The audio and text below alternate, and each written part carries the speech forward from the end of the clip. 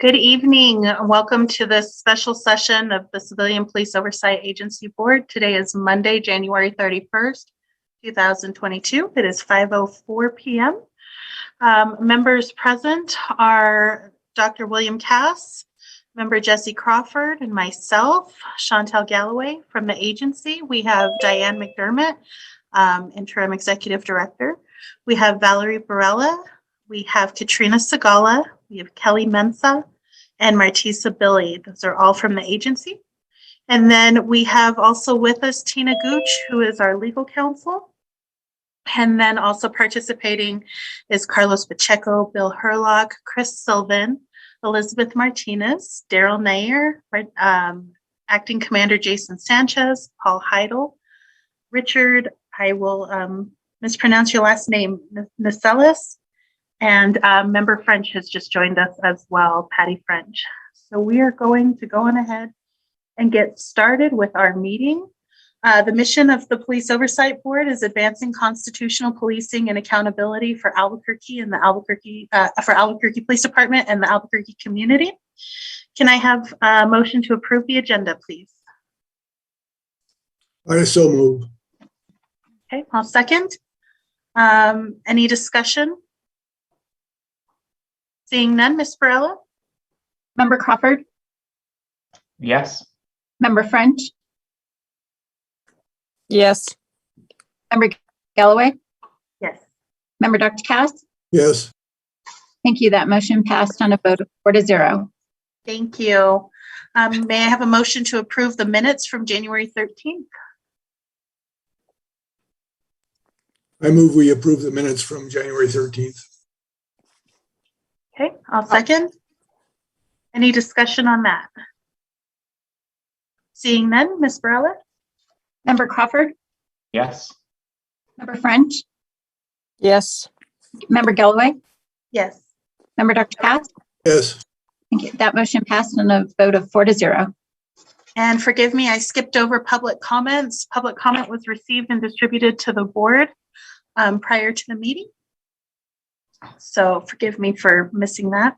And then moving on to item 6 on our agenda, discussion and possible action. We're going to start with the draft ordinance recommendations. Ms. Gooch, I believe, is going to make available to us the draft ordinance, but I'm going to let Member French lead this discussion. Member French.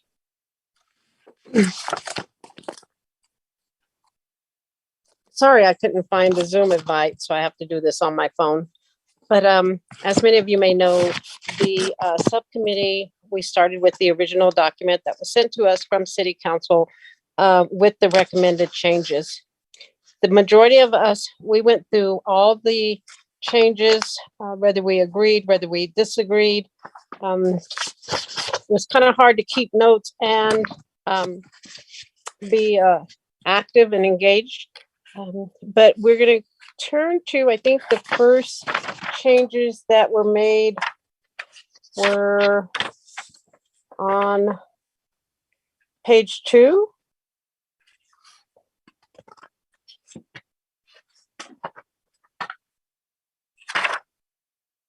And we didn't have any concerns with that.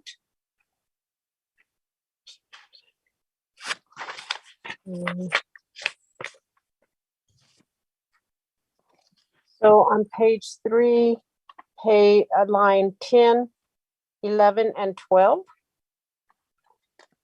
the committee agreed with this, and we'll address it further in the appeal and audit process. So we did add some more language that we thought was good in the audit and process and appeal process. We went on, we didn't have any issues with any other changes we agreed with the changes on page 3. Excuse me, on page 4, if you go down to line 33, I think we said that we need to put this in a line with the other ones. So we said the administrative office shall direct and oversee all civilian complaints. And the reason that we said that is because we've already made a recommendation that the director can refer some cases that may not be allegedly misconduct, but could be the officer was mean or the officer didn't call me back. And so we followed the current SOP that allows IA to refer certain cases back to the commander. So we put that in there that he will oversee, because he may not be conducting the investigation, but he will be overseeing it. So that's the only one we had on there. On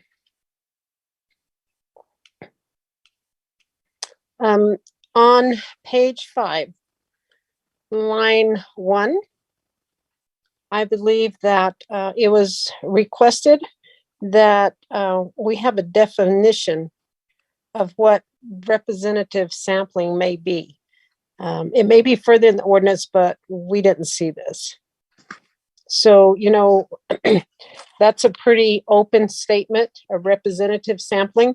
So we would like for that particular section to be more defined. Now, if anybody has any questions before I get all the way through the document, I would like for them to ask me. And I have Dr. Cass, who was there in the subcommittee for most of the meetings, and also with Member Nixon, who was there. And if you have any questions, please go ahead and ask now. So we will be able to explain why we ask for those changes. Go ahead, Chantel.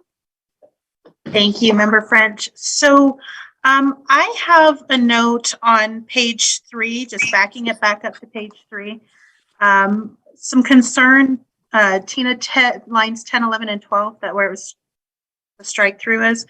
I have a concern that there's too much opportunity for things to slip through the cracks, intentionally or otherwise, by not having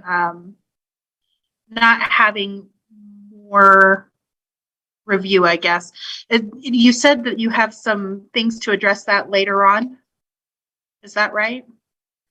Let me see.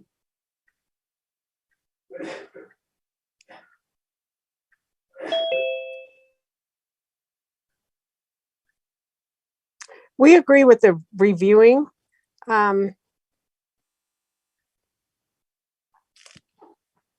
So I will highlight that, and if you feel like that's leaving it too wide open, that's what tonight is for, is discussion. Let me highlight that.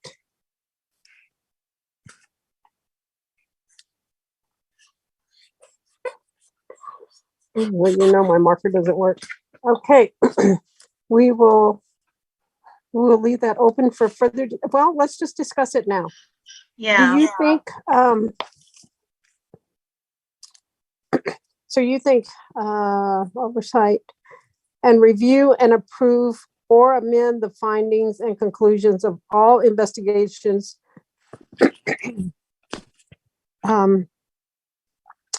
all investigations completed by the administrative office. And I think our thought was here, Chantel,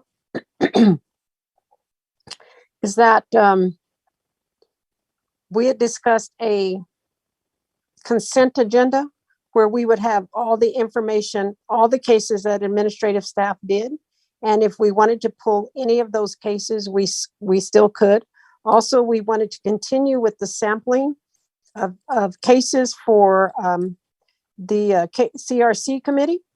We think that, you know, as I said, there has to be checks and balances. We're not saying that their investigations aren't fair and non-biased, but there still has to be, you know, there has to be somebody checking on that, just random audits.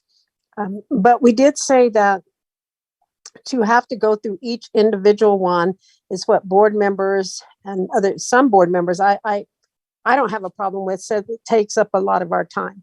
So I actually do believe that we should have access to those cases because we're responsible for identifying trends or recommending policy and procedures. So we're not taking away our ability to review and see those. We're saying that if you agree with all of them, we would just do them all in a consent agenda instead of individually. How does that work? I'm sorry, I don't want to cut Dr. Cass off, but I'm confused as to how that would work. If we're not reviewing cases and we have a consent agenda, how do we know which cases we would want to remove from the consent agenda? Well, that's the point. You would still have all the information there. All of the information would be uploaded, right? And so you would review all the cases, but instead of going through each one individually, we would, if you didn't agree with the findings, you would ask to remove that from the consent agenda. It only takes a request and it comes off the consent agenda. And then we would review that case at the next board meeting and go over that case and talk about why you didn't concur with the findings. But all the information would still be there for you, would be uploaded for the board to review. We wouldn't be removing any information. We just wouldn't be doing them individually. Isn't that essentially what we do now? I'm a little confused as to how that changes what we're doing now, because in essence, when we're looking at our cases, it would be just a layout change on the agenda, at least what I'm understanding, because we can agree to accept the findings of all the cases, for example, in admin closed, or we can vote to do them one by one. We can do that. Diane said this is the way they used to do it. I just thought it might give us a little more time, less time on it. But, I have no problem leaving this information in there. And unfortunately, because I'm on my phone, I can't see people who have raised their hand. And I'm going through and I don't see any. I will try to get on my iPad. Was there somebody and I'm not dismissing you. I'm just saying. Not at all. Let's agree to leave it in there for now. Okay. Okay? Dr. Cass Dr. has his Cass, hand go. raised, and Diane. But Okay. yes, I think taking it out as it is the best way to start with this change. I think at this point, we also ought to consider the comments that were made by Director McDermott in the document that she sent out and that we had, there was some reference to in the council study session this afternoon. But it seems to me that there is a reasonable replacement or a definition of a replacement for, once you take this language out of the ordinance to review and approve and the findings and conclusions of all investigations. So I think that, it's a good idea to take this out. I think there's a provision then to take up to still have a finger in this so that we can identify cases and remove them from the consent agenda has been suggested here. So it seems to me that this is a good place to actually, make a significant change and unburden the board, which has been kind of a self-imposed burden with this constant review of cases. So that I would strongly recommend that we go with the original suggestion, which was to remove this language. Diane?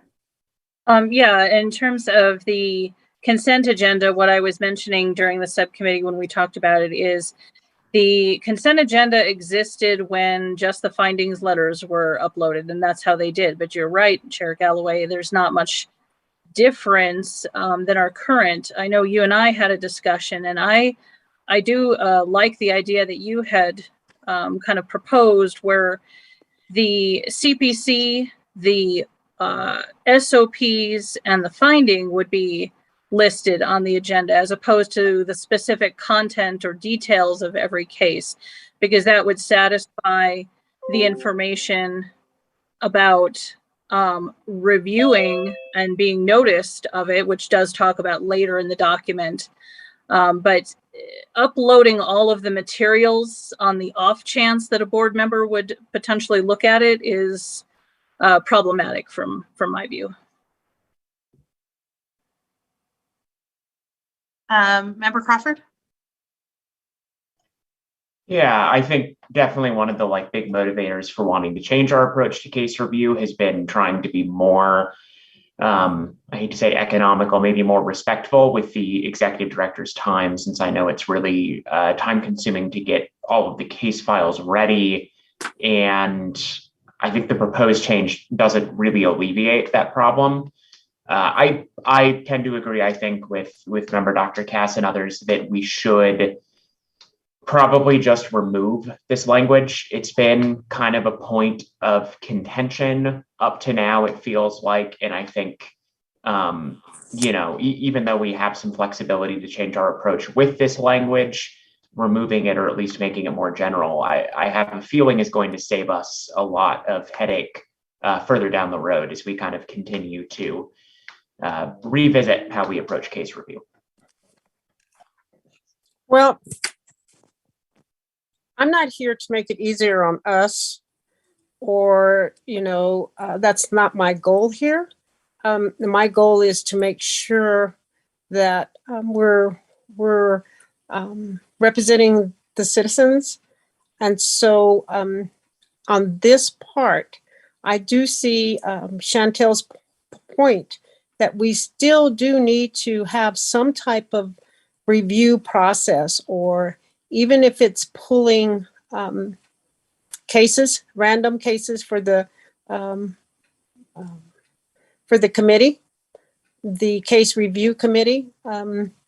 I still think that we need to have our finger on the pulse on some of these, because, our goal is the police shootings, excessive force, but we still have obligation to the citizens too.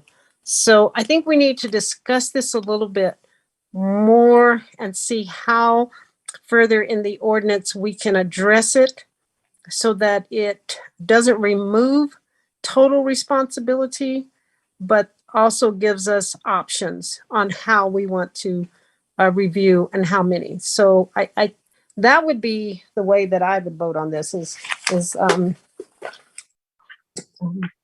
to find a way where it could be fair and equitable, and we still are reviewing some of those cases.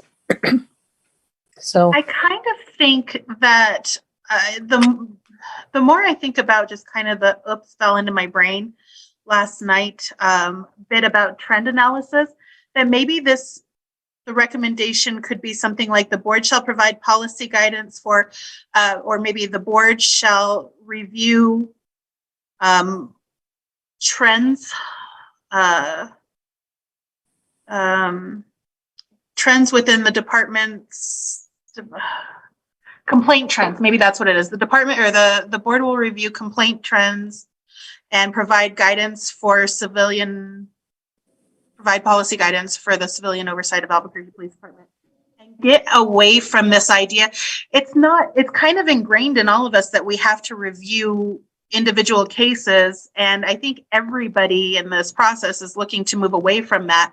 But I think if we have our finger on the pulse of what trends are happening with SOPs, and then be able to do an audit of the cases.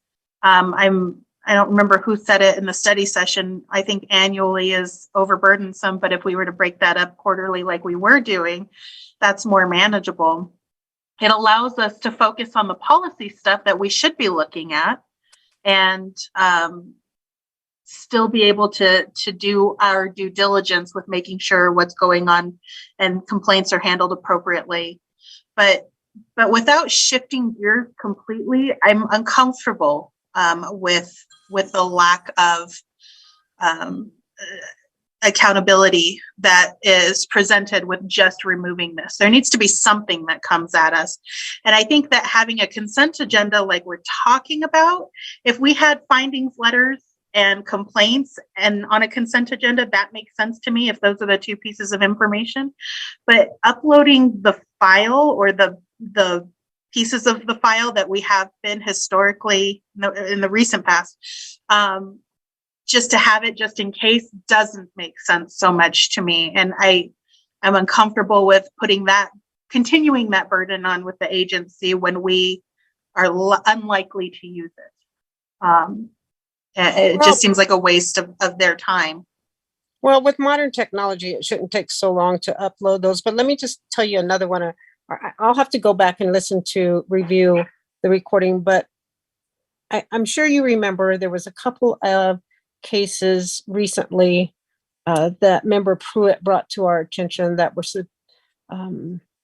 citizen complaints, and it had to do with the juvenile, in which all of us agreed, and it would have been a shame, we were able to get with APD and make recommendations for policy changes or whatever, or at least advise them of what we saw and what we thought occurred that was wrong. So, I do see some advantage into looking at, I personally, I would look for civil rights, juvenile cases. So I think there's a way that we can do this. I just think that we're going to have to come up with the wording on how we can do this without saying we have to review every single case.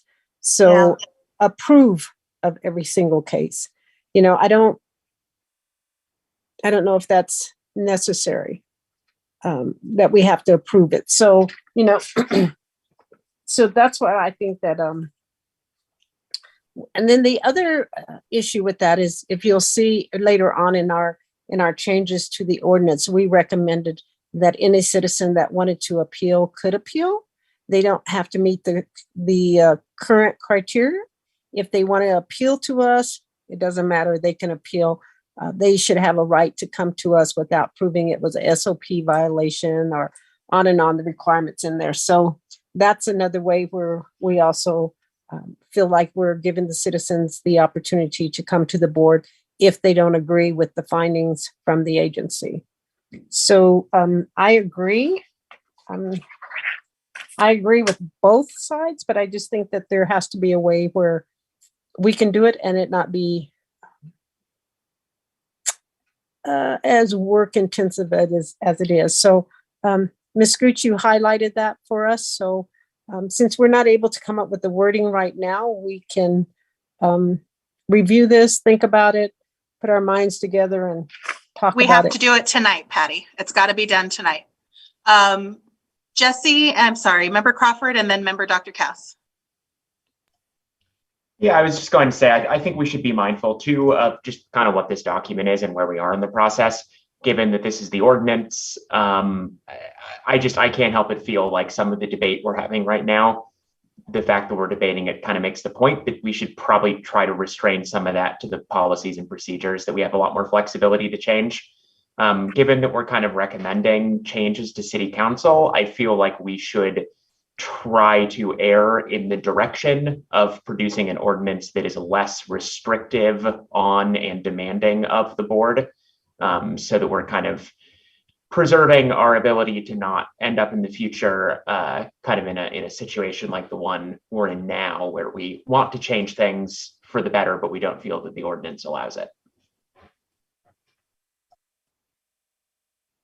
Member Dr. Cass?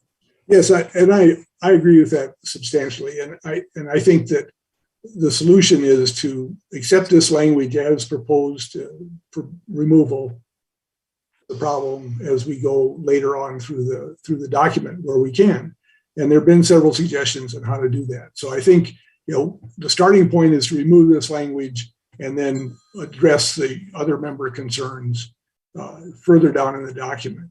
But I also would like to say that I think we need to take a little bit higher level view than to just be concerned about making sure a single doesn't result in the citizens' dissatisfaction with the outcome. I think it's also important to render a fair decision here in terms of the effect on the police officers who are being investigated in these complaints.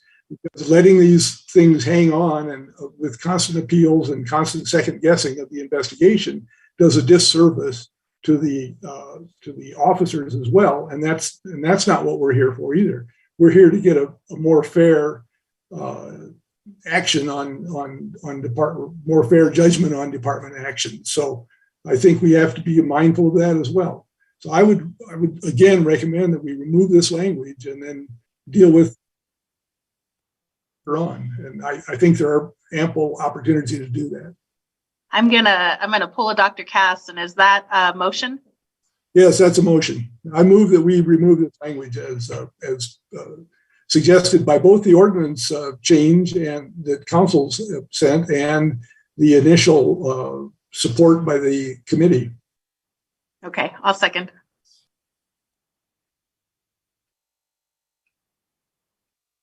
Well, And we any have a additional? motion and a second.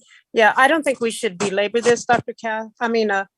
Chair Galloway, but I will say this, I don't agree that we should just tell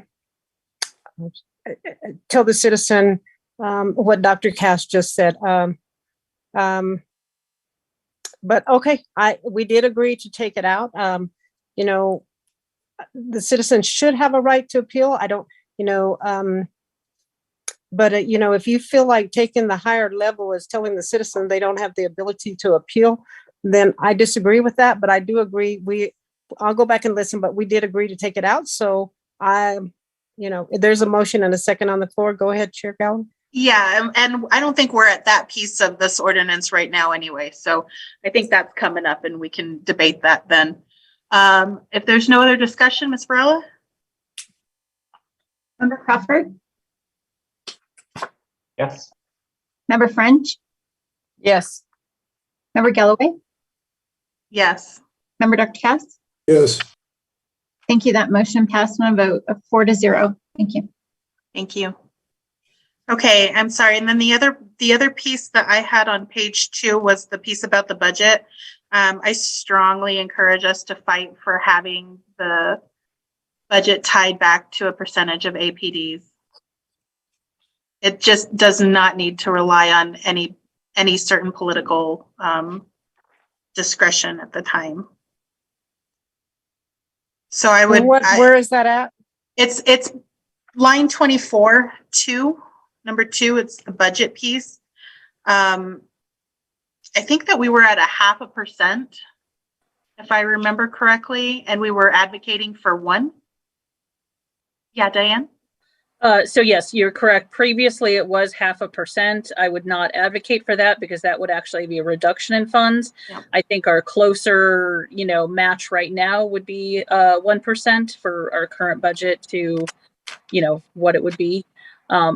Whether you want to assign a specific or what, I'm not sure, but just the idea is so that political changes down the road don't underfund us is certainly a wise choice. Current council's been great, but doesn't say that the future won't change. So just some kind of minimum standard. So I think then that I'm going to make a motion that we counter this budget language to read a minimum of 1% of APD's budget be allocated to the CPOA. I'll second that. Okay, any discussion? No, I And for agree with, anybody else who's with us that would like to chime in on any of this, please feel free. Any of the community members. Dr. Cass. so, yes, I mean, I agree with this. I think what we're doing is, I think this is falling on receptive ears at the council that they return this to a percentage. And of course, the number would be one that they would select. And I suspect there would be significant debate at council about this, but we certainly could make a recommendation. And I agree with making a recommendation of 1% and then let the council decide what they want to do. But I think we need to be on record of saying that we would like a fixed percentage of the budget so that, you know, it prevents certain things from happening in the future.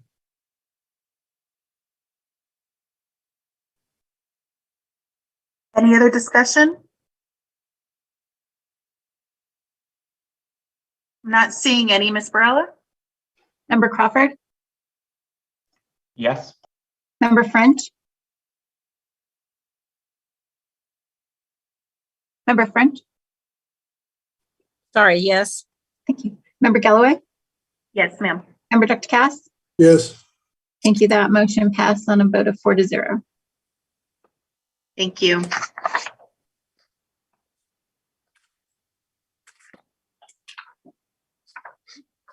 Was that it for now? I think that's it for me. I don't know if anybody else had any thoughts about anything on pages 1 through 5, I think is where we left off.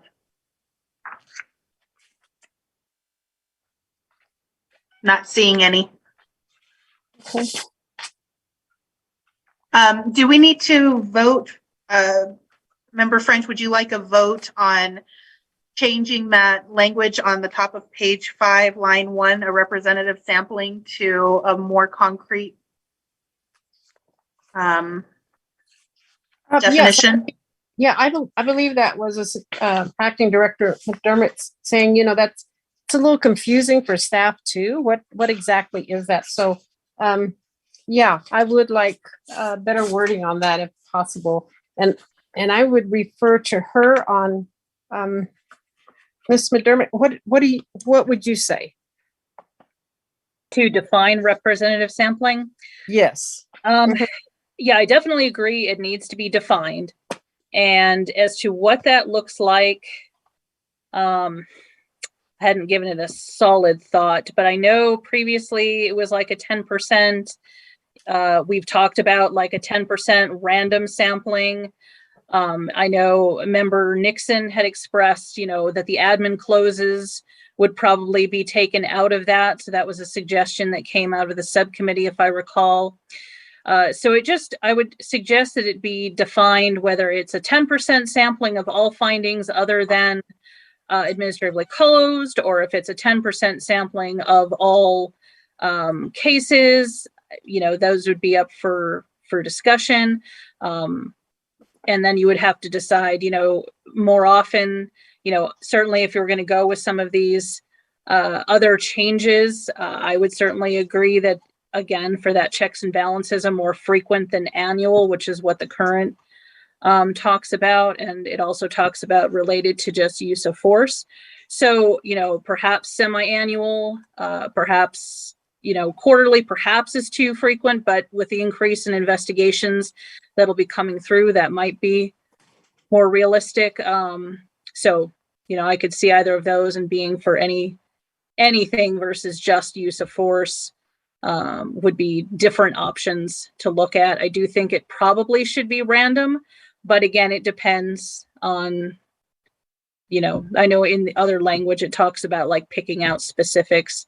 So those are just my thoughts on some of it. And I believe there's another area where it talks specifically about audits. So that might be, instead of in this location, it might be later in the ordinance that actually talks about audits. But I definitely think that representative sampling needs some sort of a definition. So those are just some thoughts that I had off the top of my head. Member Dr. Cass? Yes, can you tell me what the meaning of the administrative office shall independently investigate all civilian complaints? What does that refer to? I'll leave it as a question. It's referring to that the agency is basically doing it versus the board. It's just telling the board is not. It's one of these.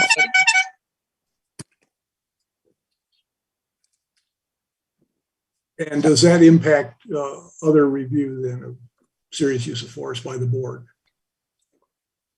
Well, again, and this is where it should be on some idea of changing out independently investigate, but review or whatever the language is that they've been doing, direct and oversee. Because again, that issue of independently investigate, some things are not always specifically going to be investigated. So the review and oversee the investigation would be another change that they haven't contemplated, but I would suggest probably to match the language that we're talking about in the various areas. I thought there was an understanding that resulted from a problem with having parallel investigations by the agency and by IA. And is that relevant here? It could potentially, which is kind of why I think that going back to the direct and oversee, because if there is an existing investigation that is in progress, like with IA over the exact same issues or with IAFD, then we would not open a completely new and separate investigation. We're confirming that the complainant's issues are covered, But yes, we're not doing a whole brand new investigation in those instances. So yeah, that's where I think the independently investigate probably needs to be tweaked in terms of the language. Okay, and then just to be clear, does that impact the review that the board's been doing recently on serious use of force cases, or is that a separate? Is that dealt with separately? Because there's some language regarding that in the actual APD SOPs. The review process flows down to to the agency, including the board. So, can you clarify that? I do believe that's a separate issue because there is a semicolon separating those things, at least as they have it here. The administrative office, as it currently reads, shall independently investigate all civilian complaints. Their addition is alleging officer misconduct, semicolon, shall audit and monitor a representative sampling of all incidences of use of force by police and all matters under investigation by APD's internal affairs. So it goes on as a series. So this is really limiting it or reducing the workload on the agency by going from all cases to a representative sampling. And the board, yeah, it is. And I'm sorry to point out the administrative office representative sampling for the audit and monitor. Okay, thanks. Diane, I was under the impression this was just for the administrative investigations, right? Because it's a semicolon, the sampling. According to the way this reads, administrative office shall independently investigate all civilian complaints alleging officer misconduct, semicolon. Mm-hmm. Shall audit and monitor, and then the addition is a representative sampling all incidences of use of force by police and all matters under investigation by APD's internal affairs or other APD personnel tasked with conducting administrative investigations related to a use of force incident, finally, semicolon. So that whole long thing is the representative sampling is the use of force and IA, it looks like, if I'm reading this correctly. Then my vote, I would like a representing sampling of all civilian complaints, but I don't think it should be a sampling of use of force of any of those. But I do think it should be a sampling of the civilian complaints. Member French, are you saying that for the board or for the agency to do a representative sampling of civilian complaints? The board. Okay, because this is talking about just the admin office, correct? Not the board? This is the investigators? Or am I misreading that? It does say the administrative office, so I believe it is referring to the agency. So we would be doing, of course, all the civilian complaints in one capacity or another. It does look like the shall audit and monitor a representative sampling of and going on is what it's talking about. So limiting that, if I'm reading it correctly. And do we, so I'm sorry, I'd asked Tina, but we have to do all civilian complaints. Can we make that recommendation about use of force cases?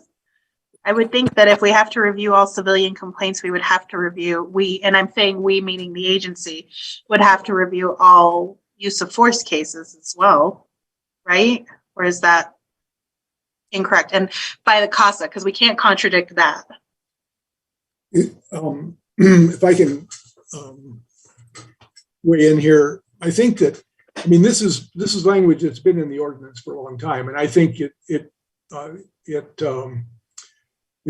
depends on how you define audit and monitor all instances of use of force. I think the first part is what the agency is already doing, and it just this is dealing strictly with the agency.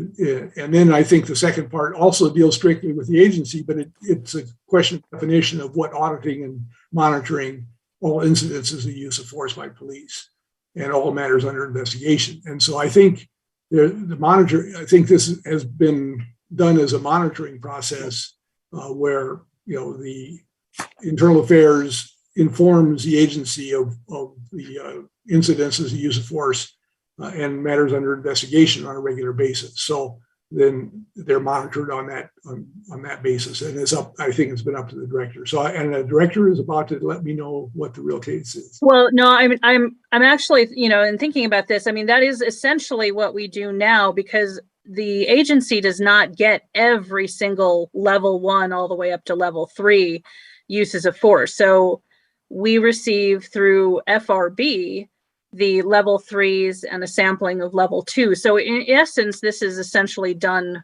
for us already to a degree, this representative sampling of incidents of use of force, because I don't see all the level 1s unless, something comes out of it from a citizen complaint. Now, we do get a report for the APD Internal Affairs, just a list of what's pending in their, list. But again, we're not digging into every single one of those either. So we have the choice, but, we don't look at every single one every single time. So I guess in some ways they've done it for us just by the nature of how things occur, this representative sampling. I wasn't thinking about that at first, in terms of that, but that is essentially what's already happening. So do you agree with this language, Diane? Because I only put it in there because of your questioning. You wanted clarification for yourself. So you're okay with the changes? I'm okay with the change. I still would probably like them to just define that for us, make sure that we're on the same page of understanding what they meant by that. So it might be more of a question to council rather than a change per se. I just want to make sure we're on the same page. So sure. I mean, I'm okay with leaving it. I just would want to have a little bit of clarification from the drafters when they write their final version, what exactly they meant by that. And just so we're clear, APD gets to choose which, or the FRB gets to choose which use of force cases we look at. APD. FRB does all level 3s and a sampling of level 2s. I believe it's a random sampling of the level 2s. So FRB does a random sampling. Mm-hmm. And everything that FRB looks at, we look at. Mm-hmm.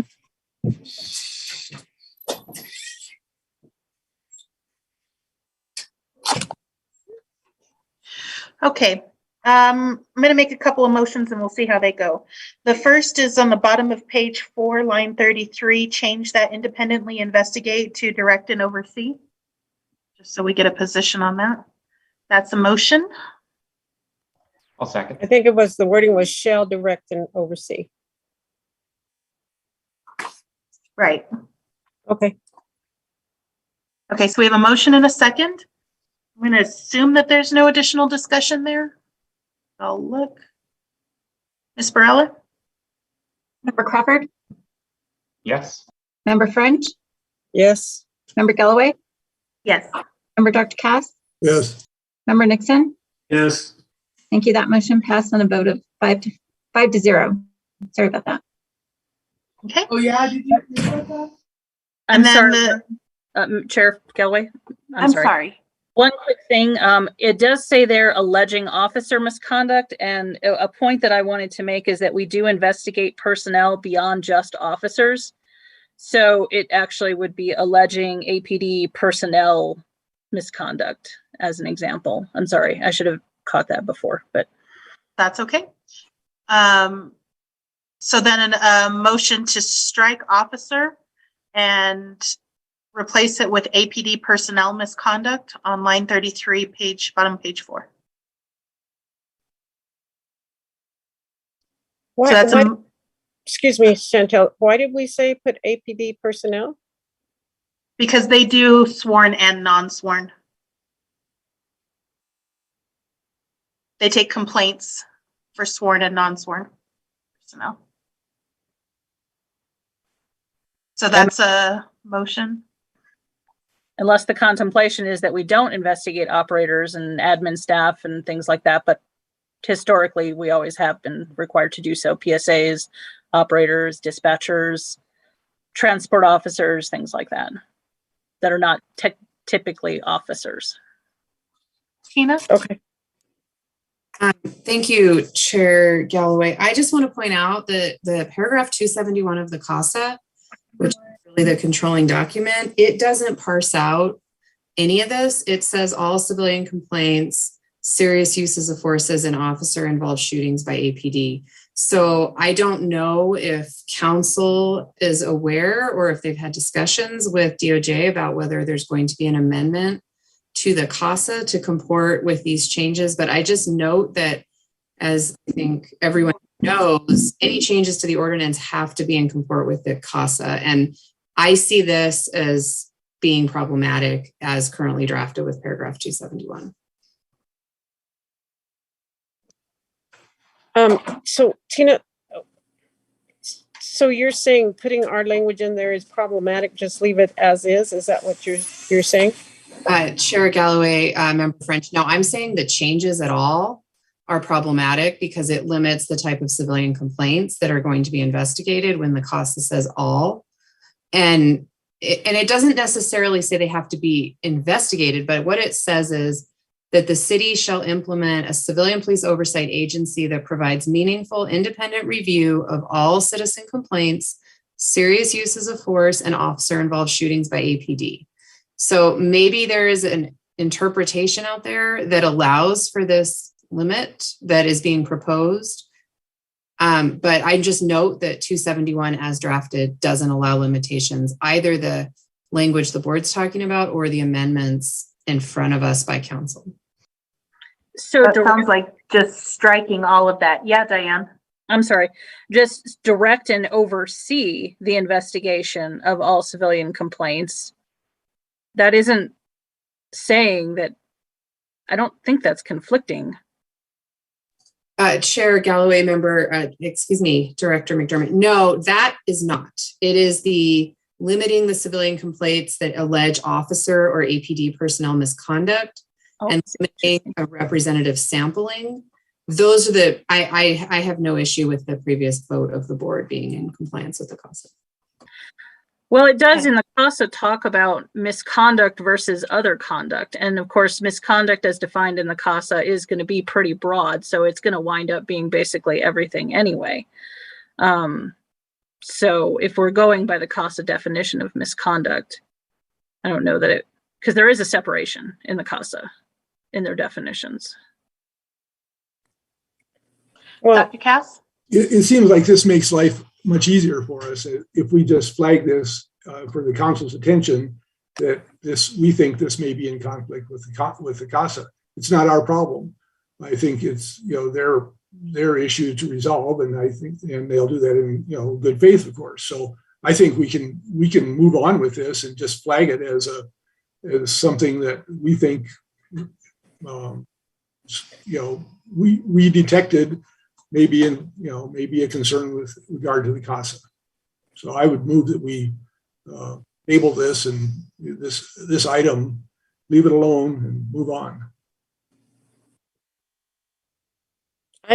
Well, he made a motion, but I disagree with that motion.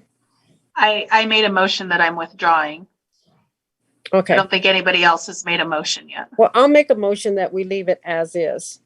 When city legal talks with council or Ms. Gooch, they can point that out. But because we don't want hiccups and as you said, Chantel, we have to finish tonight. So I would say, let's leave it as is, because thank you, Ms. Gooch, for pointing that out to us, because we definitely have to follow the CASA. So let's just say that we don't agree with their changes. We just want to leave it as is due to the CASA. So that's my motion, is to leave current language.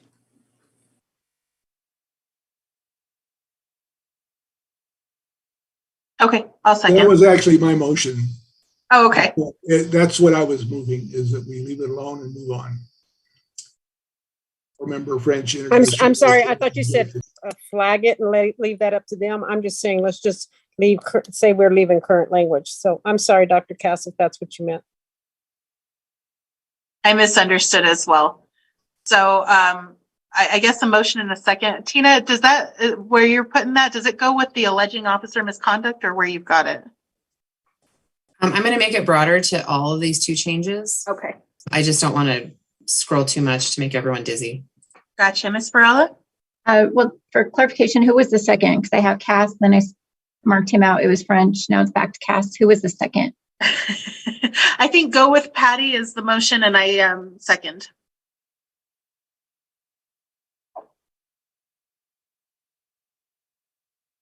Okay, thank you. Mhm. Motion Crawford? Member Crawford? Yes. Thank you. It's been a long day. Sorry about that. Member French? Yes. Member Galloway? Yes.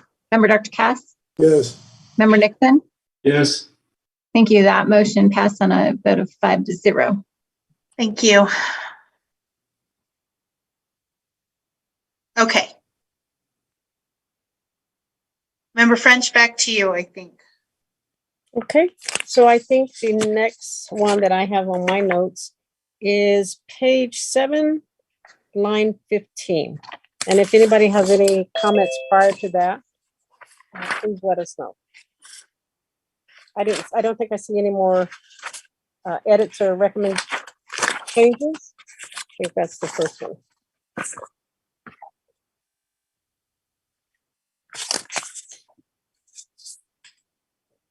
And I will say that we agreed that the director can recommend officer discipline. It is not the board's duty to recommend discipline. And so we agreed with that.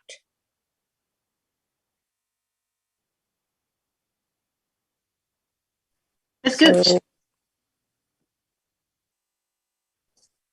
So, Chair Galloway and Member French, Honorable Board. I don't take positions on any of this, but where I've noticed CASA issues, I will let you all know if you're so inclined. And in this one, paragraph 285 of the CASA, I believe contemplates that the director, with the approval of the agency, which I think in the CASA means the board, has the authority to recommend disciplinary action against officers.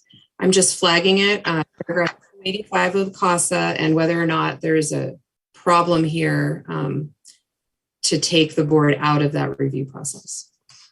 Member Gooch, well, my motion is going to be to adopt the language that's in the CASA, because I think that, he should recommend it and the board can approve it. So I didn't know, like I said, I wasn't following the CASA exactly, but that would be my recommendation, to use the language currently in the CASA. Because it would be a recommendation from him.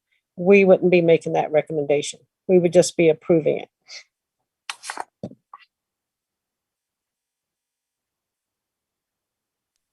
I'll second that motion.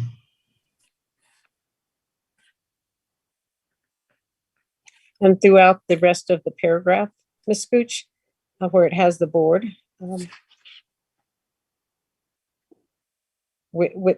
from the director with board approval. And there's several places in there that they changed it from board to director. So.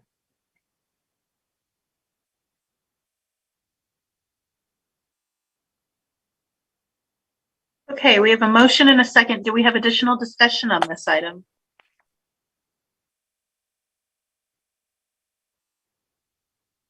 I'm not seeing any, so Ms. Varela? Member Crawford? Yes. Member French? Yes. Member Galloway? Yes. Member Dr. Cass? Yes. Member Nixon? Yes. Thank you. That motion passed on a vote of 5-0.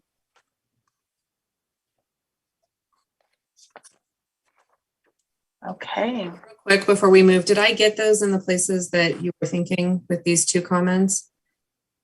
Is that what the board's wishes are here? Yes. Just to say, the director makes a recommendation with our approval. Yes. We can.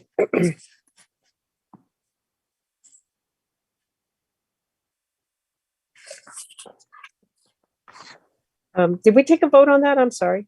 We did, didn't we? Yes. Okay, so I guess, Chair Galloway will move on to line 29. Yes, ma'am. Miss, I think this is all new language.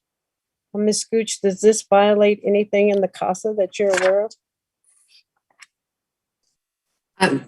Chair Galloway, member French, no, and if it, yeah, I actually have a note that it matches paragraph 194 of the CASA. And a note that it basically is paragraph 194 of the CASA.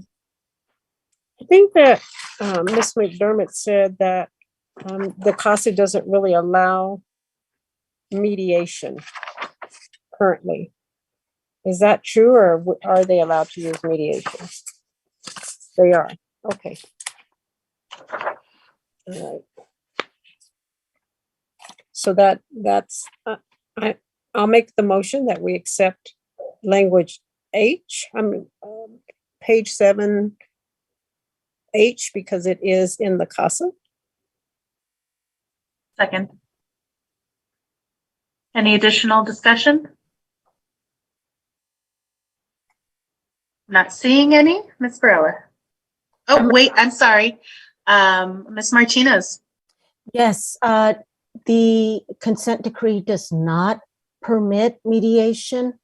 We modified temporarily the consent decree twice to permit the CPOA to test drive essentially a mediation program twice.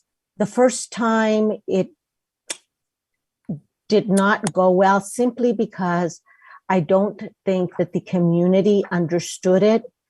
And officers also were a little leery. So we tried again and it went better. I think that Director Mcdermott might be able also to speak to this.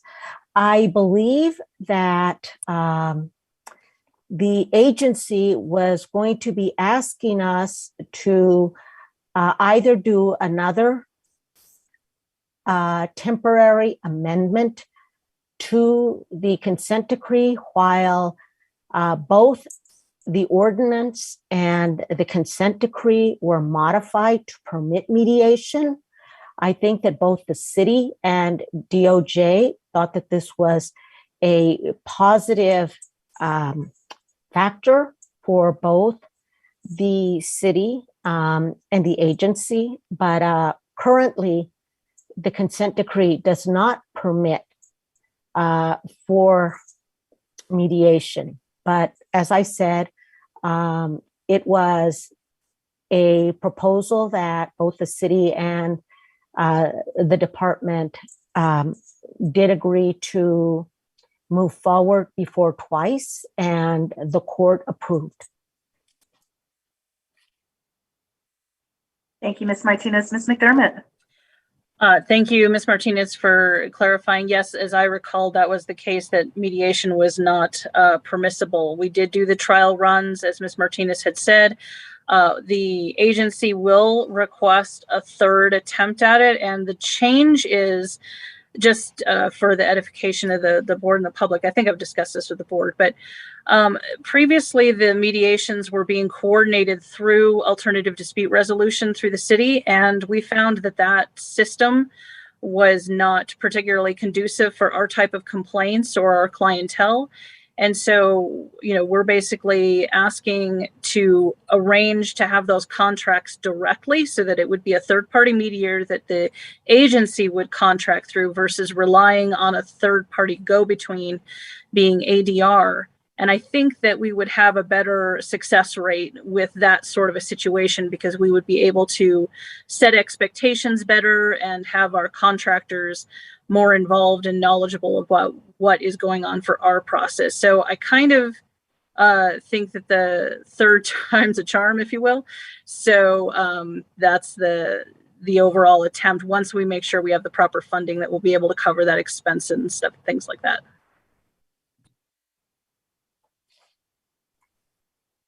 Thank you. Ms. Martinez, did you have something to to continue with? You know, I have to agree with Director McDermott. I do think that having this handled closer to home would be helpful. And I think that you would enjoy a greater degree of success if you did have the mediation handled in a way that had that wasn't so removed from the agency.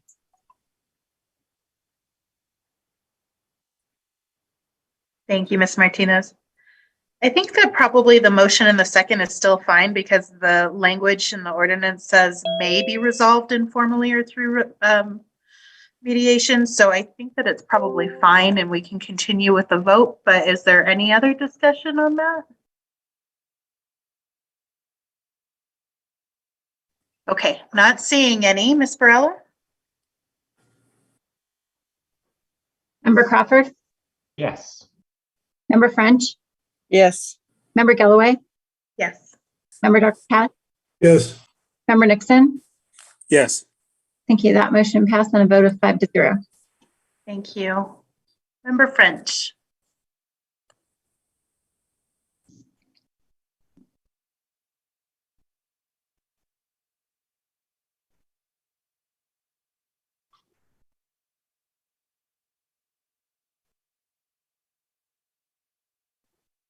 Member French, you're muted. Sorry. Sorry.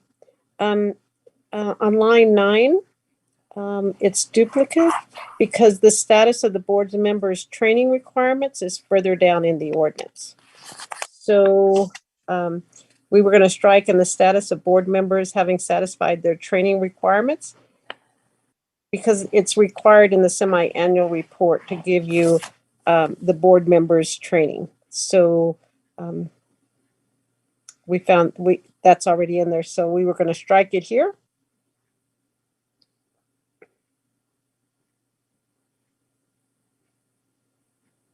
So I make a motion that we strike everything after board members on line 9.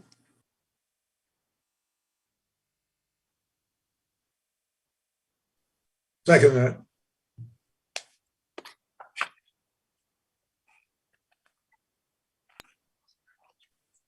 Just for clarification, Member French, are we talking about the first time board members is used or the one at the end of the line?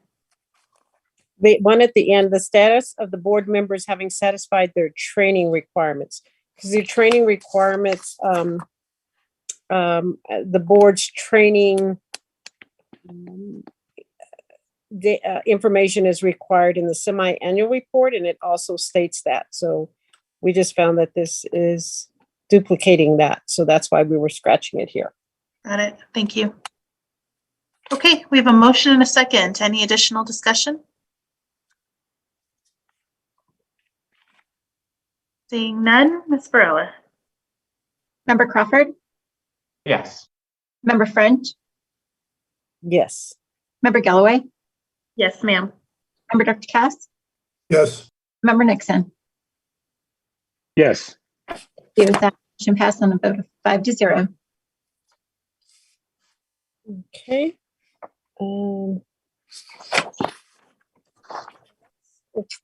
If there's no other recommended changes, we're going to go to page 10.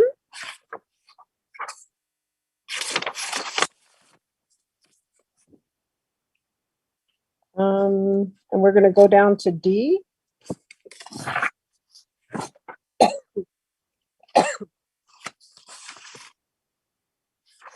And what I have is that some of us felt that the mayor making an appointment is a conflict of interest, and this board loses its independence. So we agreed with everything up to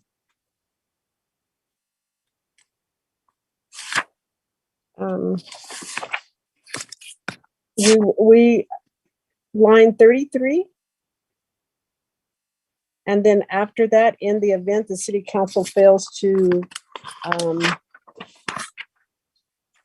nominate the council staff shall transmit the pending applications to the mayor and the mayor. So we wanted to strike all of that and just end it and giving city council 60 days to fill those positions, because we think having the mayor's office involved in the selection of members of the board is a conflict of interest. Takes away the board appearance of independence. I agree. So I'll second that, and then we'll open up discussion with member Dr. Cass. Yes, I don't think that this does represent any conflict of interest. There is another model or other models of oversight agency boards where the mayor has appointments to the board. And so I think it's just a question of what model we follow. And I don't think it really matters in this case because of the process that exists. I think is adequate if it's just, exercise a little bit more. I would support this, but I just like to note that I don't believe this would represent a conflict of interest in oversight. So noted. Any additional discussion? We could discuss this tomorrow if it's too much for you. Okay, I'm assuming that wasn't really for this conversation. So Ms. Varela. Member Crawford, Yes. Member French, Yes. Member Galloway, Yes. Member Dr. Cass, Yes. Member Nixon. Yes. Thank you. That motion passed on a vote of 5-0. Thank you. Member French, can we go back up to line 26, where the proposed ordinance is striking the city council shall report out its progress on filling CPOA board vacancies on a quarterly basis? I'm going to make a motion that we suggest to them that remain in the ordinance.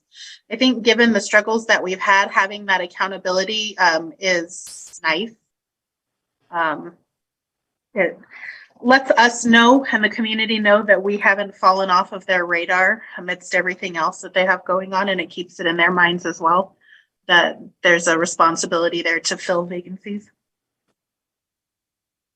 So if that's a motion, I'll second it, that we leave it in there. That's fine.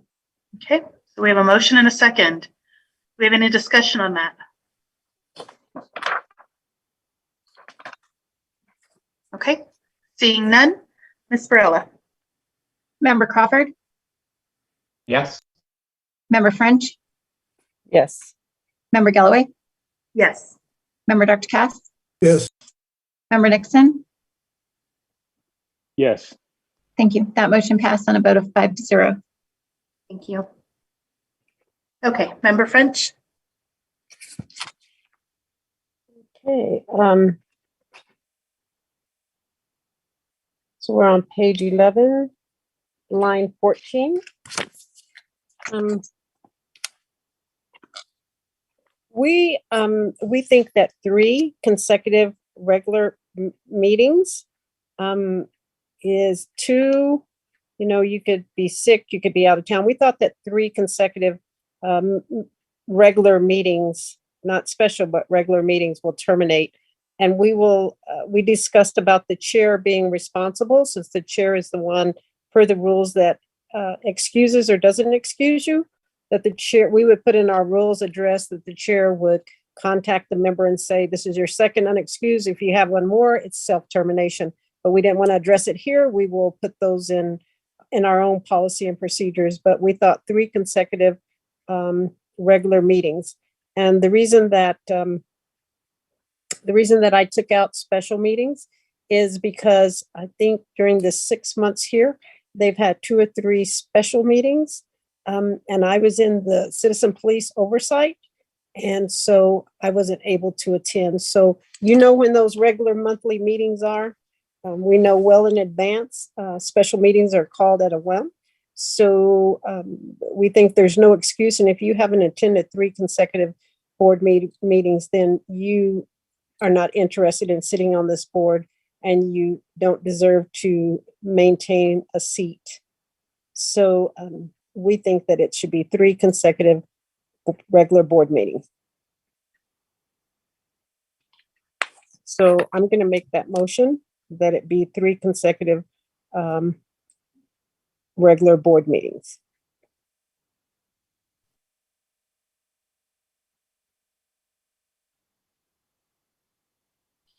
I'll second it to be able to open up discussion on that. I'll see if anybody else has anything they'd like to say on this. Member Crawford. I'm a little split in between here. I think I would favor keeping it 3, or I would favor excluding special meetings. I'm not sure that I like doing both of those. That feels a little too lax for me. Those are my first thoughts, at least.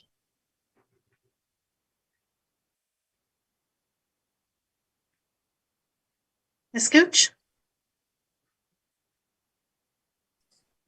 I just have a logistical question, and that is for OMA purposes, if whatever the absence, whether it's 2 or 3, does that occur at the start of the meeting or at the end of the meeting? So how do we know when we have a quorum and who makes up a quorum? So separate from the language itself, I view this as troubling that it's not quite as clear as I would like as your legal counsel to know if this were to happen, what are we dealing with for quorum purposes?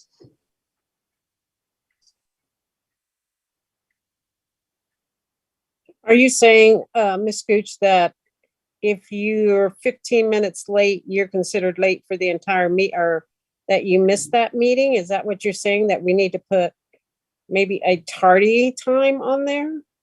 I'm not sure what you meant. Well, what I'm saying is if we say, let's just say second absence, because that's what it's currently drafted as. Is your second absence set at the end of the meeting, the second meeting you missed, or is it after you've had 2 unexcused? Is it the second meeting? I'm just wondering if it's before the meeting or if the tardiness matters, or if it's at the conclusion of the second meeting. I would assume it means the conclusion of your second meeting that's unexcused, but changing it to terminating effective immediately as opposed to what it had been, which was reporting it to the city clerk, creates ambiguity for quorum purposes, is all I'm saying.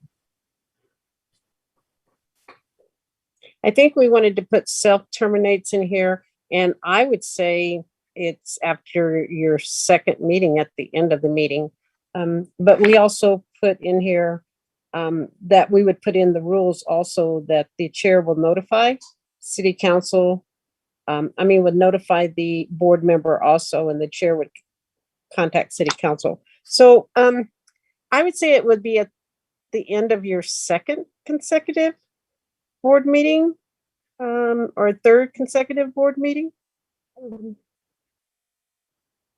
I don't think it's fair to put special meetings, because the chair can call a special meeting at any time, which was done to me. And so we already have a requirement of percentage of board meetings that you have to attend, but that were my thoughts on that.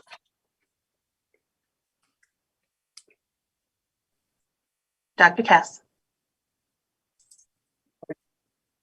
About this is there seems to be a lack of due process in terms of establishing when a second absence or a third absence has occurred.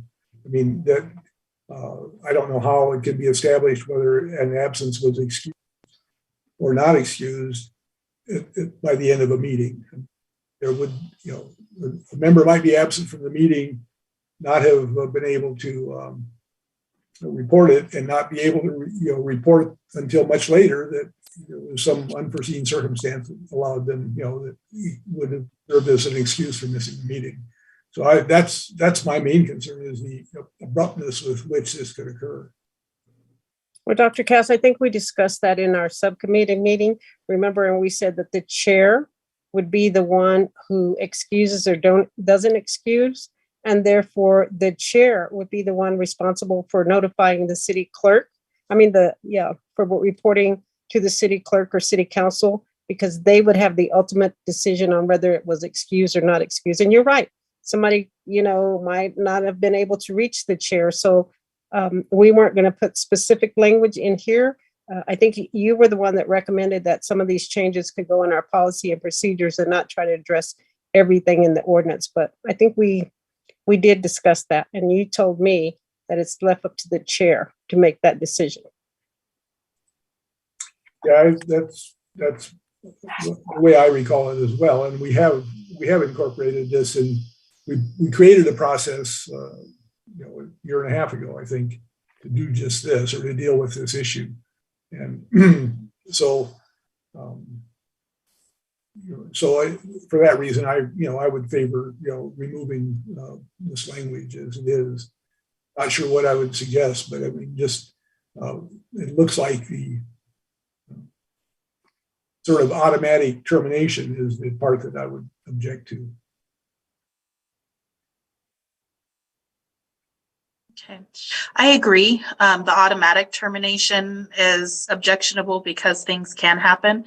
I think that I would be more inclined to reduce this to not reduce it, but expand it back to the 3 consecutive meetings if it didn't say not excused. I think that it's either absent or not, if you're absent, excused, or not more than 3 times, then you need to be removed from the board, or at least that process started. I think two not excused absences is totally fine. I don't think that there's ever going to be a situation where you have a chair that says Member French is not excused because she's at the Citizens Police Academy. And we have had situations where a board member was noted as being not excused in one meeting and corrected in the following meeting as being excused. That happened because of the police academy for a former member on this board within the last 6 months, I think.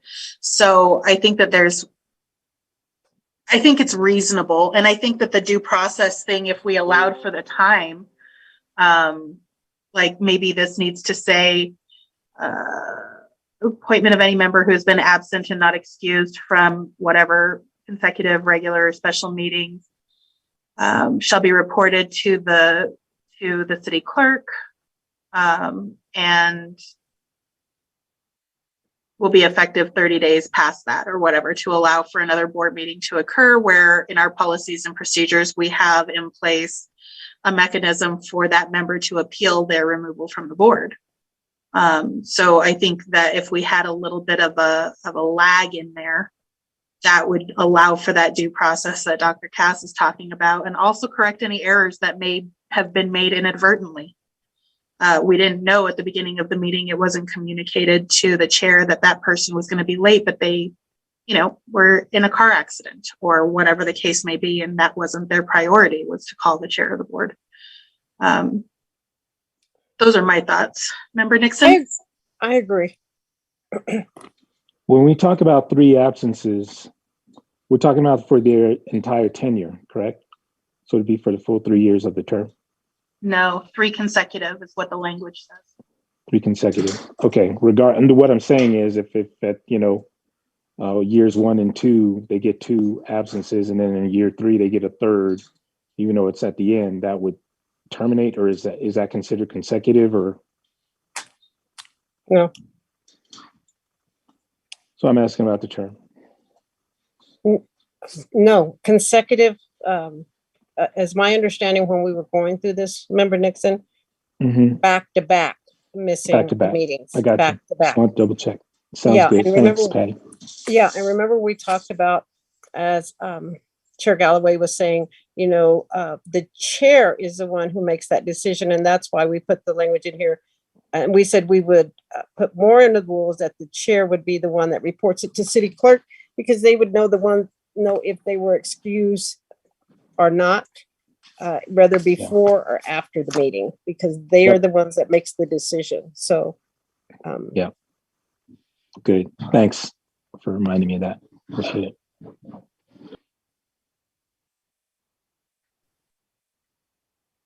So it sounds like maybe we need to wordsmith this a little bit. Let's see, 3 consecutive regular meetings, but not to include special meetings. Motion to make this 3 consecutive regular board meetings. What about lag to allow for absences that might be excused. So a little bit of wordsmithing as to what that recommendation might look like. The appointment of any member who has been absent and not excused from, I still hold to 2 because it's not excused. Regular, we can call it regular meetings if you'd like, will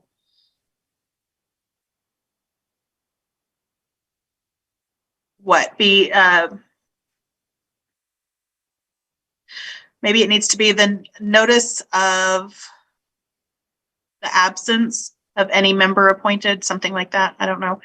And then I think 30 days from notice of that absence.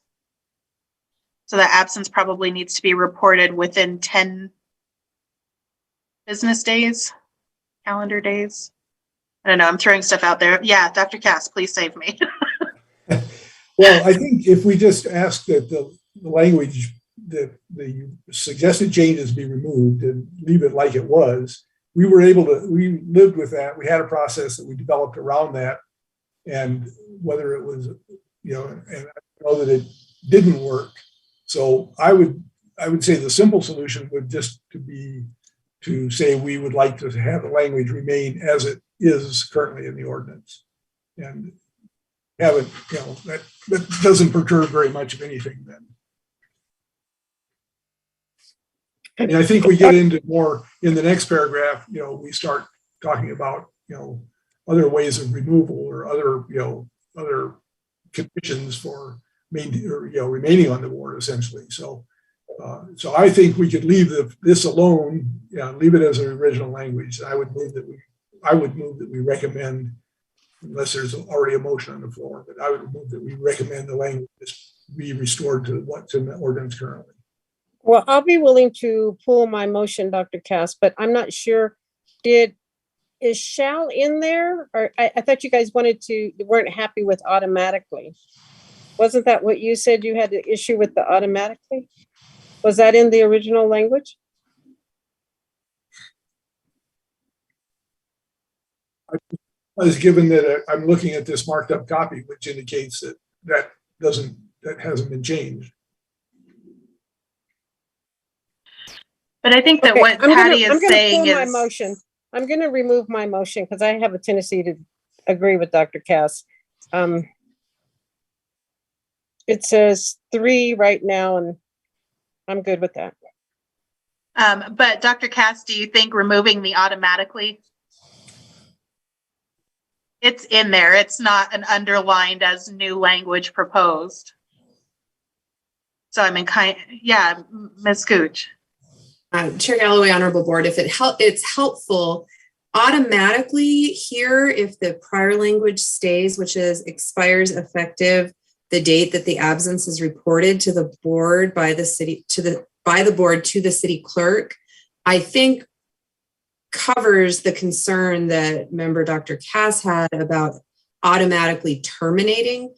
By the prior language, as the board's contemplating advocating to keep, the process allowed for the board to manifest its own destiny here and account for things like a misstated, unexcused absence or whatever it may be, and allowed the board then to take the action of reporting the absences and the termination.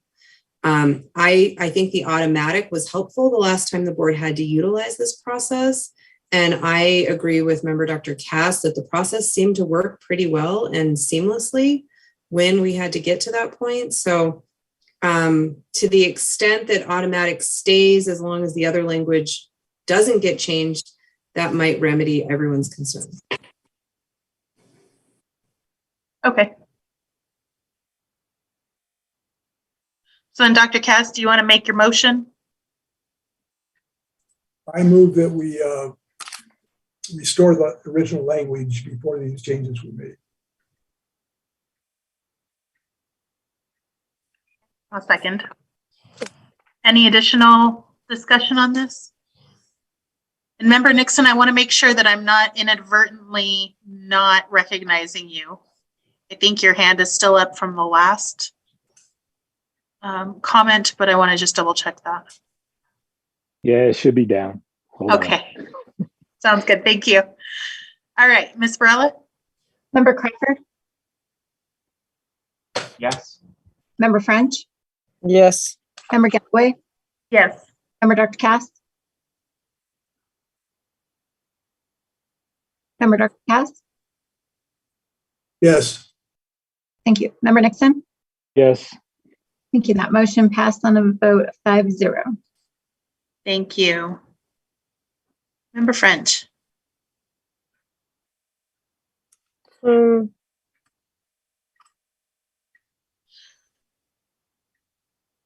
the rest of it, on number 2, the only thing that I have, line 21, is that change to the chair, do the chair is the one making the decision to excuse or not.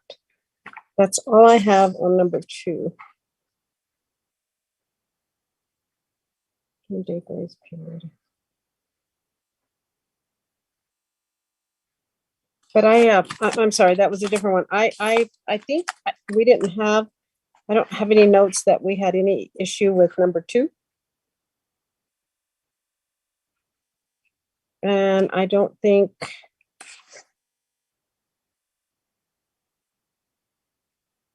I think we agreed, correct me, Dr. Cass and Member Nixon, we agreed with this because it does give you a 30-day grace period. And we were going to add to our policy and procedures about notification of board members of their training deadlines, etc. So I believe we said we agreed with this because we were going to address that in our policy and procedures. Yeah, that's what I recall. So, Dr. Cass too? I believe that's the reason we agreed. It does give you a little grace period, and we're going to put requirements for notification. Yeah, I don't recall specifically, but that sounds reasonable. Okay. So I don't think we have any.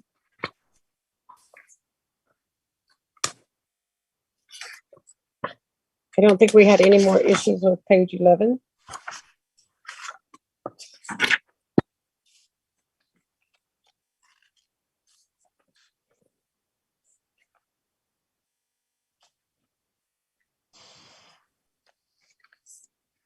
And I don't think we had any issues with anything on page 12. I think, Member Galloway, you had an issue about the IA training, right? Is that the one that's addressed on line 30, page 12? I do. I think that line 30, so item E needs to stay. I think item G needs to stay.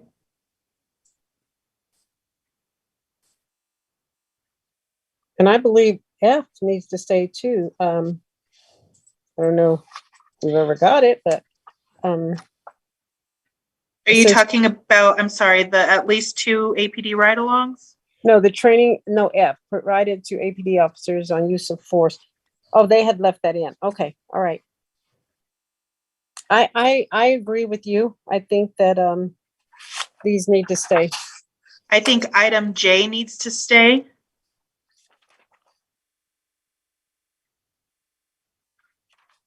I feel like I think item K needs to stay, but I feel like item L, in my police academy, it was covered. I feel Which like that one? was item L. And I think that that's where we get into some of this. If we had a set of CPA curriculum that was required, that if there was other trainings that we felt like, or the individual felt like, or the department felt like was necessary, they could add to it. But that there's a core set of courses defined within APD, within the ordinance by APD, that says these are the courses that are required for board members to attend. that would alleviate a lot of stuff. Well, Um, having just completed the CPA, you're right. L is part of that. I never could figure out what I was. The firearms training, Yeah. it's not, so the machine was down for years, and then COVID hit after we had it scheduled, and they canceled the firearms training. But I don't know that is, not knowing what it is, I guess I can't really speak to whether I feel like it should be required or not. But I think the trainings on internal affairs, I think equity and cultural sensitivity training probably, I mean, I could go either way on that, but internal affairs and the CPA, I think definitely need to stay. And I feel like L is wrapped up in the CPA. I think K can go. I Okay. don't think that's necessary.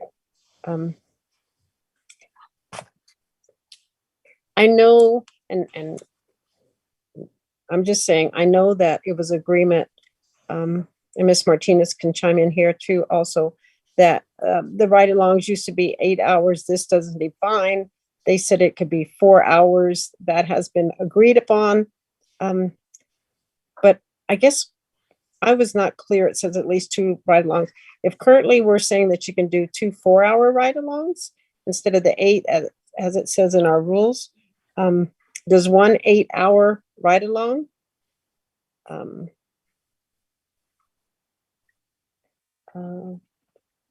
will that satisfy that, or I'm not sure.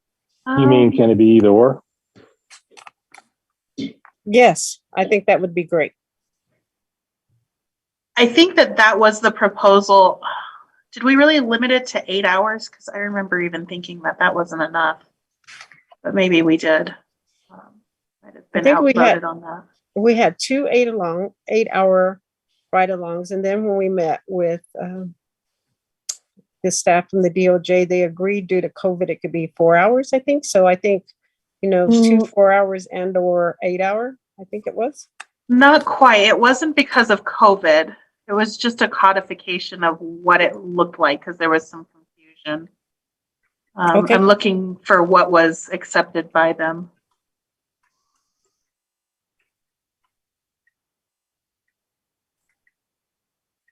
Chair Galloway, I think Ms. Martinez has some clarification on that. Sorry. Yes, Ms. Martinez. It was not DOJ that agreed to this. This was something that the monitor agreed to. Excuse me. Okay. Yes. This was the monitor's interpretation. I believe that the CASA requires 2 ride-alongs, and this is part of the training. And part of what you're doing is you're getting exposure to different officers and getting that as part of your training. My understanding is that previously the ride-alongs were full session, full tour ride-alongs. They are now able to be 4 hours as opposed to the 8 hour. But this is a interpretation that the monitor offered, not DOJ. I stand corrected. Mhm.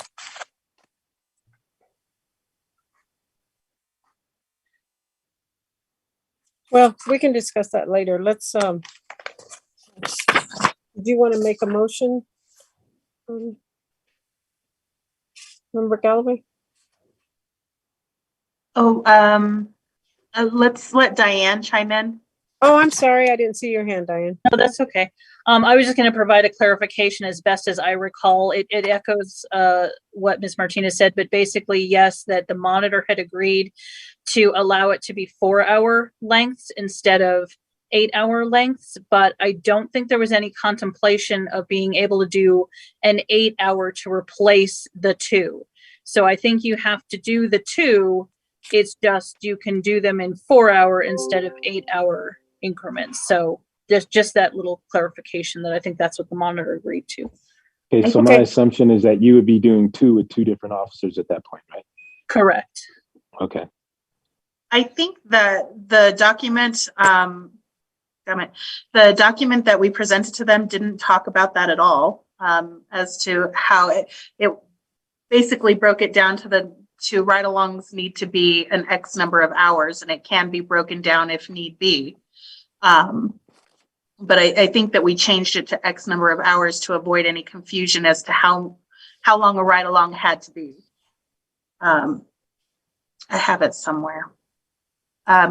So that's that, though. That's not going to affect so much. I don't think the ordinance is what the monitor accepts, I believe. But as far as a motion, I would say that we ask, that I would make the motion that we suggest to City Council that the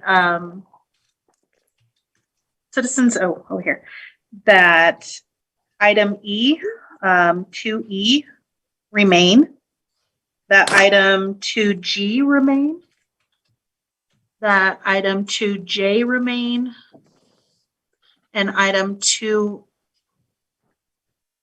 if it's not a part of this Citizens Police Academy, I think it is, but if it's not, that remain as required trainings, not recommended trainings. That would be my motion. I'll second that. Any additional discussion?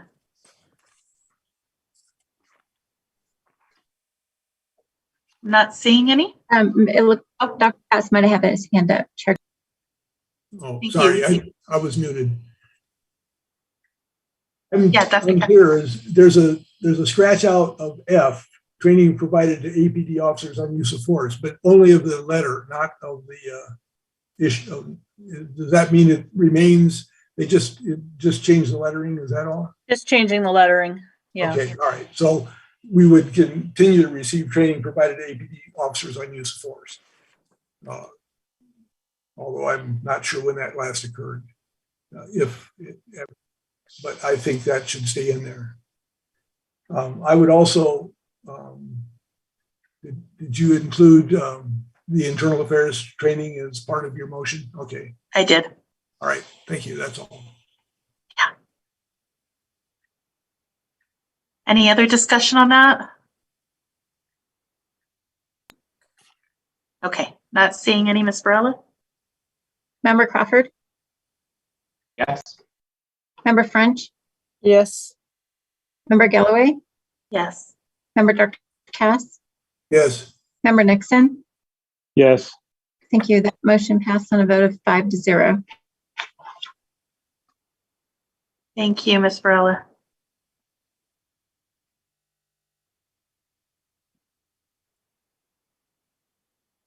Ms. French? Okay. I'm looking at that and I really didn't have any changes, but if you look at page 13, they kind of did what your motion, what we said to leave those in there. They moved it from required training to recommended training. Okay. So with that being said, do we need to strike A because we've made it a requirement? Training and all.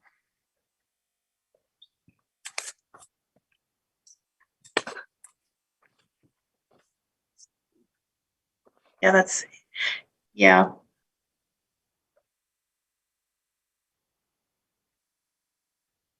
I think we I need think to strike. there's a benefit to maybe changing this from recommended to required, but leave the language that they have because I think they've included more explanatory language about what that training involves.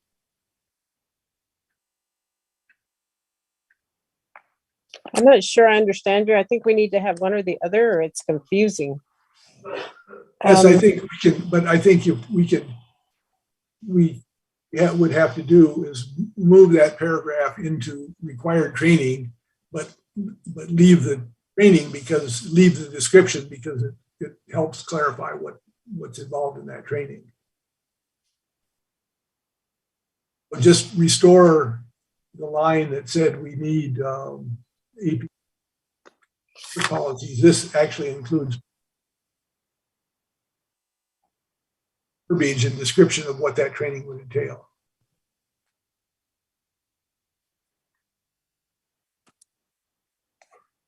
Ms. Scooch, I'm gonna leave that up to you because I'm a little confused.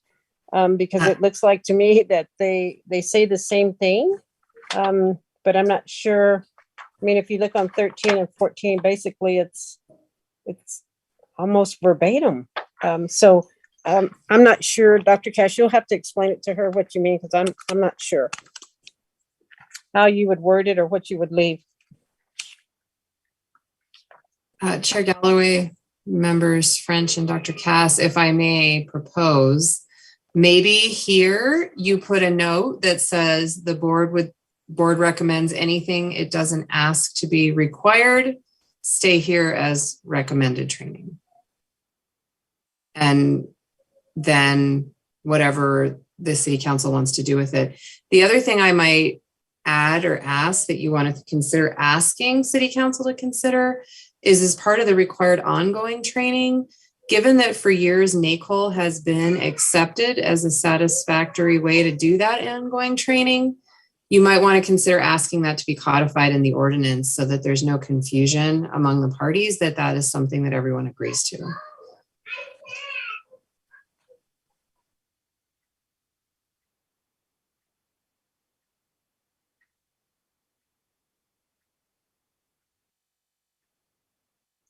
I agree with you.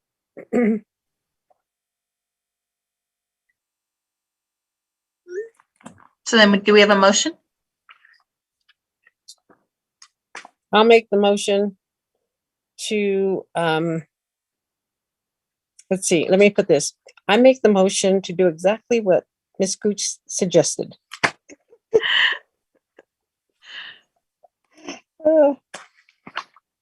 That's the best I can do on that motion. Nice one. I'll second that. Let's see what we get here. So I think we've got for clarification for Valerie, that the ongoing training may be satisfied by attending NACOL is one piece of that motion. And that the other one is that any training that is not previously listed under required training be left in the recommended training. So any language that's not listed as required be left in recommended. I think I got that right. She's typing it, so I'm going to assume that's right. Any other discussions as to that? Okay, I'm not seeing any, so Ms. Varela. Member Crawford, Yes. member French, Yes. member Galloway, Yes. member Dr. Cass, Yes. member Nixon. Yes. Thank you. That motion passed on a vote of 5-0. Thank you.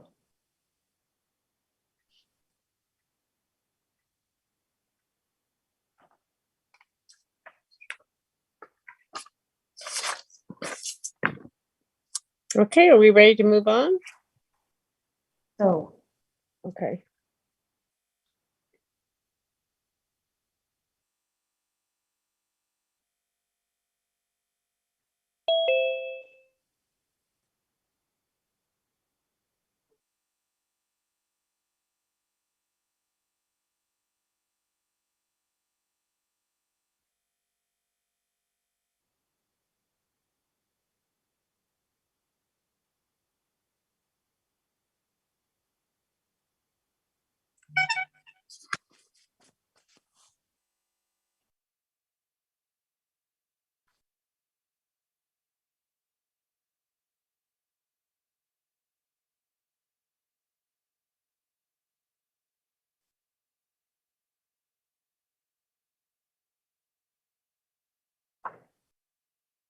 Member French, did you have any other recommendations out of the committee? Yeah, I was waiting on you. I'm sorry, I was on mute. I said, is everybody ready? And I didn't get a response, so I was sorry. Okay, Sorry. I'm sorry, on mute. Yes, we have quite, okay, on page 14. I think that there was some discussion about line 5, but I think we're okay with it. What I have on mine is H, because it limits the board to 2 committees and it doesn't give us much flexibility. And it's very hard to get as much work done as we'd like to do with only being allowed to sit on 2 committees. I'm not sure, I don't have the history on why that was done, but it has handicapped us in the past since I've been on this board. You have to get off one committee to get on another committee. And it's not advantageous for this board to limit us to 2 committees. So I'm not sure why it was there. I think we need to eliminate that. If memory serves me, it was an attempt to free up our time a bit. It was an attempt to be helpful, but I agree with you. And did you actually make a motion? Because I'll second that until the cows come home. Yes, I did. Okay, I'll second it. Because it's not helpful. It makes life more difficult. Dr. Cass. Yes, I agree with this wholeheartedly. And I think that this latest example of trying to create a review committee for the ordinance was a good one, where being limited to committees made it mean that you had to use an existing committee to do a different task.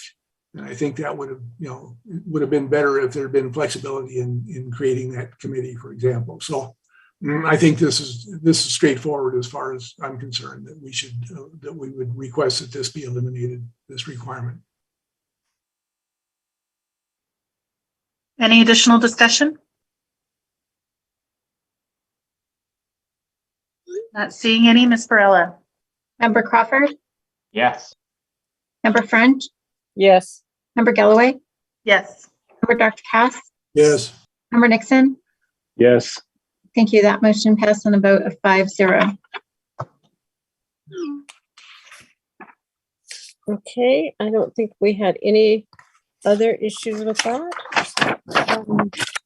Next one I have is page 15. Line 2.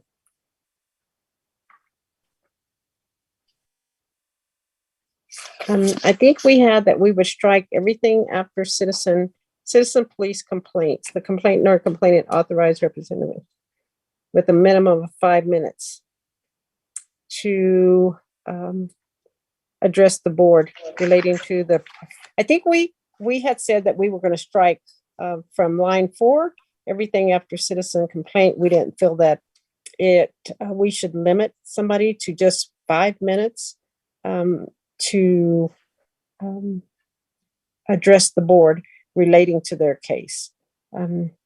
Certainly the investigators or the people that present the cases to us most of the time takes more than 5 minutes to talk to the board about it. So we just felt like that was, if I remember our conversation, limiting them to 5 minutes was a bit unfair.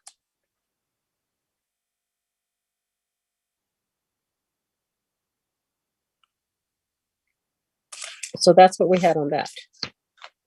So I'll make the motion that we strike everything from line 4 after citizen police complaints. And then if I can get a second, so we can open it up, for discussion, if you want to discuss it further. I'm trying to understand the language here. I think it says that they be given a minimum of 5 minutes.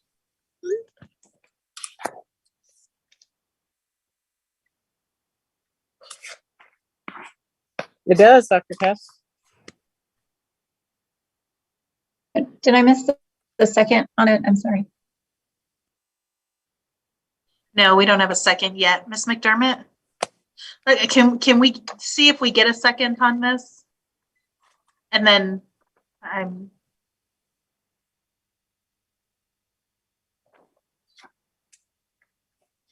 If we don't get a second, let's just move on. yeah, I think that Okay. may be where Well, we're okay, at I with it. second it then, because I want to discuss it real quick. Okay. The question I have is, Well, hang on, we're Whenever gonna we- go to Ms. McDermott first, because I Right. previously recognized her and then come Well, right back.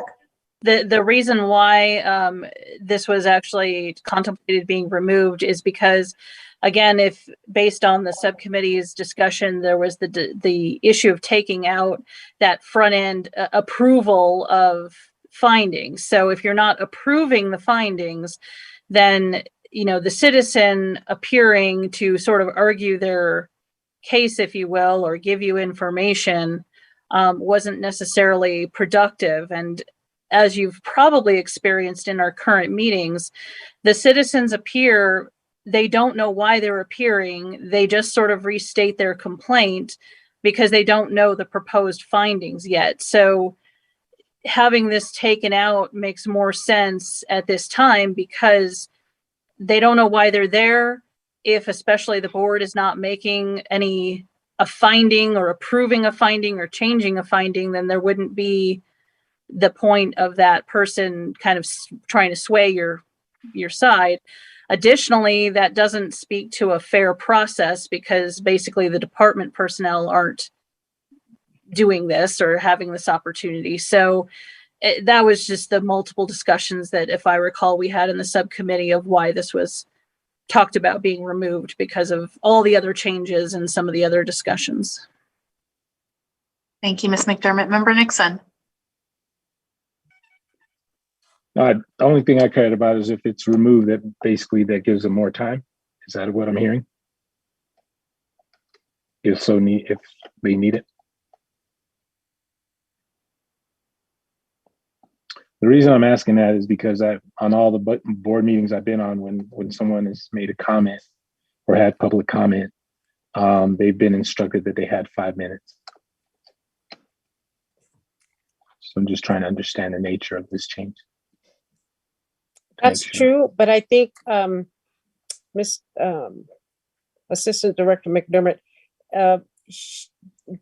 what she said was exactly right on why we were taking it out here. Yeah, I know. It's not necessarily they had it, but yeah, I think we can address about that also. But like I said, I'm good with taking it out. Dr. Cass is right, says a minimum of 5 minutes, but I think eliminating it, taking it out here, kills two birds with one stone, basically. Yeah. Okay. So it gives them more Gooch? time. Sorry. Chair Galloway, Member Nixon. The other thing that you might consider as the board is that you can add and create stuff in your own policies and procedures, regardless of whether it is in the ordinance. Here you are, if it's in the ordinance, it has to occur, but it doesn't mean because it's not in the ordinance, the board can't have its policies and procedures allow such things to occur.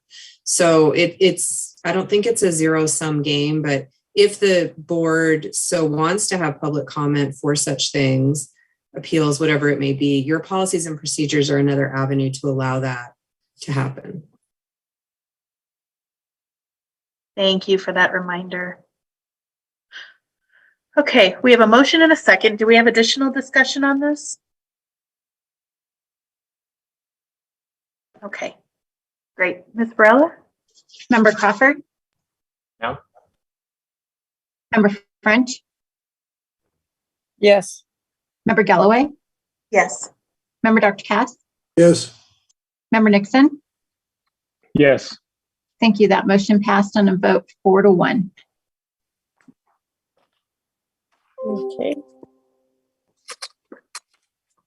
Okay. The next one I have on my notes is page 17. And the first one I have is line 9. And correct me if I'm wrong, Ms. Gooch, but we talked about this before. and we need to leave it in here because of the CASA. But what we had said on line 9 is that we shall review the best tweaking the words from page 17, line 21, when we said, what did we say? Review. Shall direct whatever and the word- oversee the investigation of all civilian complaints Mhm. related to police misconduct. Mhm.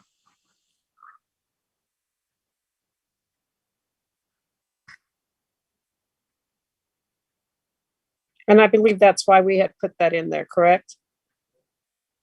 We said we just wanted to tweak the language so that it's consistent throughout the document. Right. There are several locations in which they, the draft didn't, mirror the language that was reflected originally. So we were just catching those opportunities to try and match it up so it was more consistent.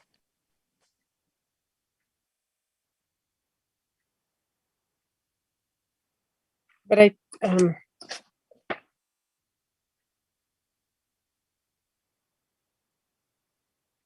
so I think we have to leave review by the board because that's in the CASA that the board needs to review his decisions of findings and recommendations. So I'm going to say that due to CASA that we remove that addition in line 10.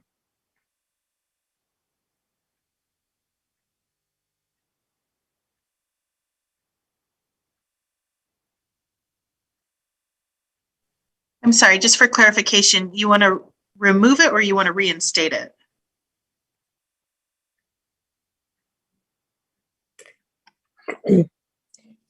They're striking it, right?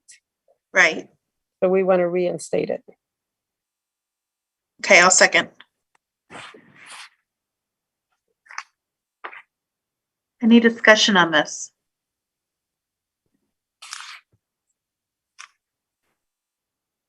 Not, I have a yeah. question.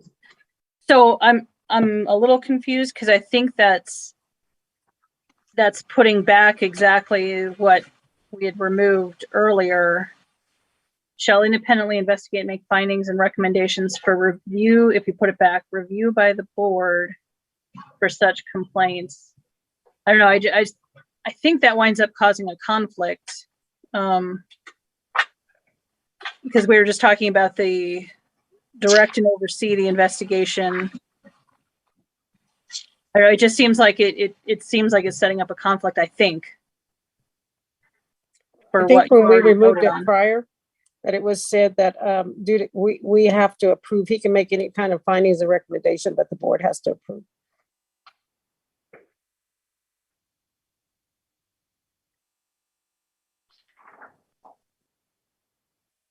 I thought the conflict was over like the issue of limiting such as misconduct is what Council Gooch was referring to, and sampling. I forgot what the other one was, but I think that was the conflict, not the review by board part of it. If I'm incorrect, I could be. But Well, could you point out the conflict where you said it causes a conflict somewhere else? Could you show that to us? And in the earlier, I don't know where it is. it was earlier in the document. Mhm. Oh, I'm trying to remember now. I think you're talking about page 4 and 5. Bottom of 4, top page 5, Diane. It could be.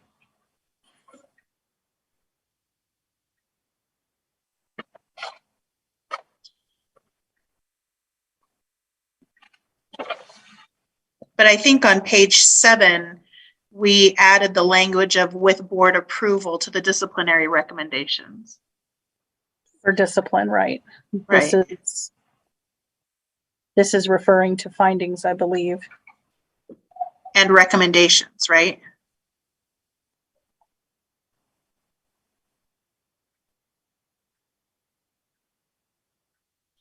Member Crawford, I see you. Once we get this cleared up, you're next.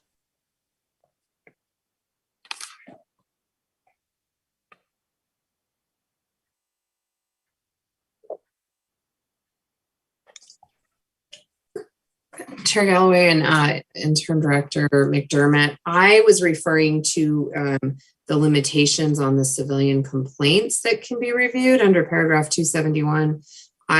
Earlier in my discussion, it wasn't who reviewed, it was just limiting what it was that was investigated. So I think that on page 16, line 26,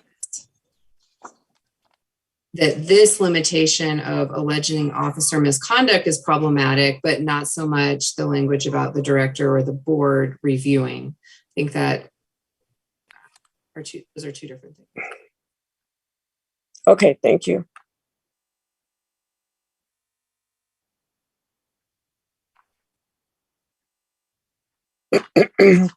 Then I think we were fine with that then. Dr. Cass or Eric, if either one of you remember, I went back and listened to all the recordings and I hope I got them right. Okay, 21. So I'm going to jump over I think to that's Member it. Crawford. Oh, I'm sorry. That's okay. But as we're thinking through this, I want to hear, what do you got, Member Crawford? You're up. Yeah, I think I would be, this gets confusing because we're removing the removal. I would tend to be opposed to keeping that language in. It seems like we're trying to generally move away from a situation where the ordinance mandates that work be done to present every case to the board. That review by the board language seems like just a little item that could become a pain in the future. And I don't really see a lot of value to having it in the ordinance. I think if the board wants to require the executive director to do that, to prepare things for the board in a certain way, it's probably more appropriate to do that in the policies and procedures where we can adjust it more easily in the future.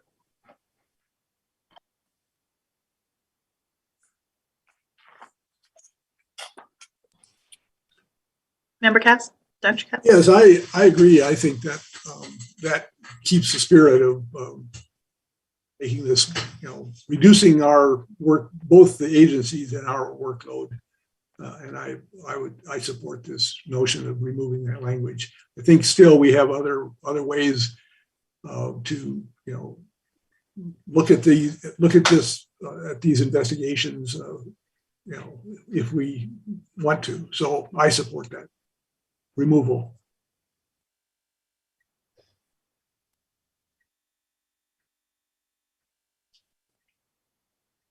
I feel like we had a motion that I seconded, but now I don't recall. Is that right, Valerie? Motion to reinstate.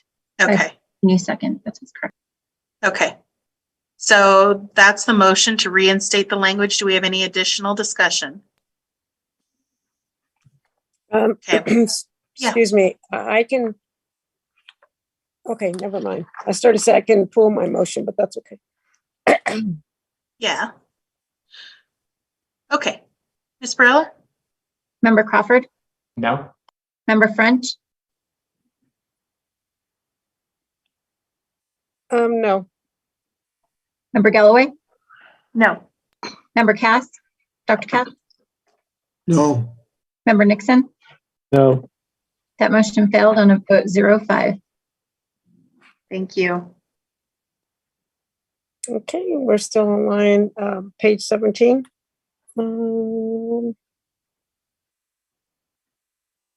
I think we're on line 26. And I think there's some suggestions in here that we will address in our policy and procedures, such as what we want in the director's report. So let's go to line 30.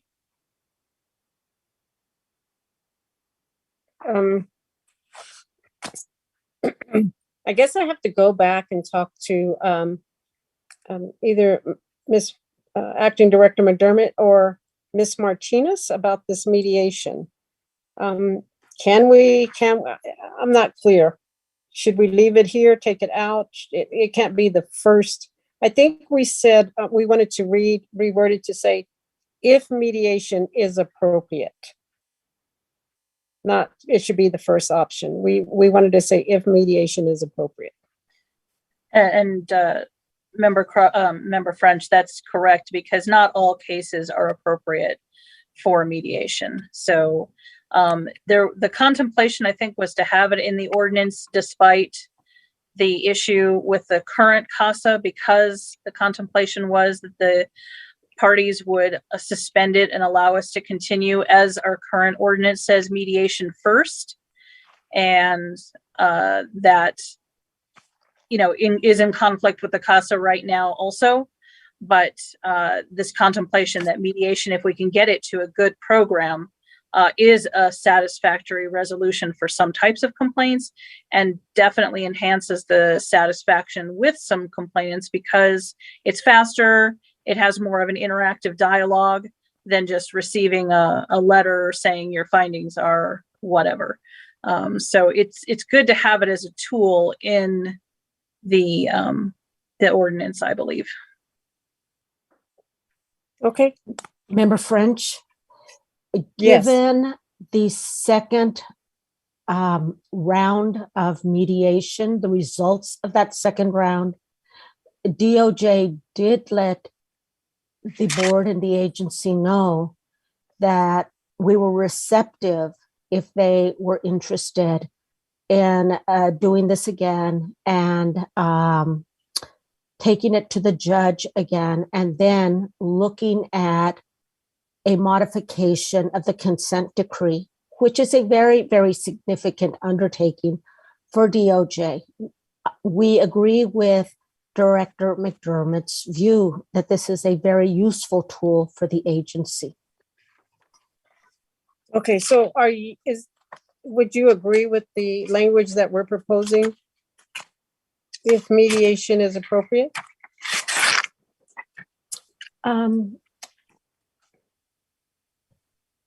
It may be appropriate for some cases, not all, but that is something for the agency to assess.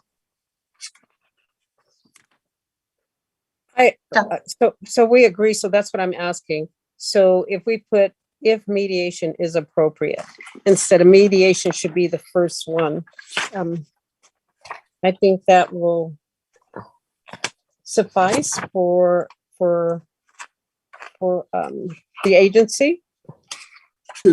I'd like to offer a friendly amendment to this, if I may. I think that we could say if mediation is appropriate, if for an option for resolution, just change that, should be an option as opposed to the first option.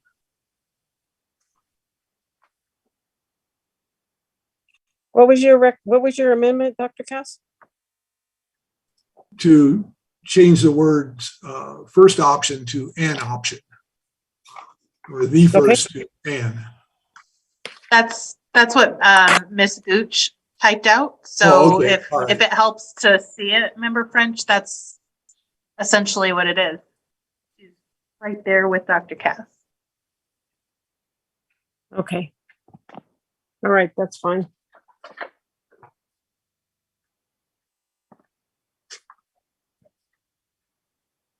And probably option 4, resolution of civilian complaints, I think probably. But that's super minor.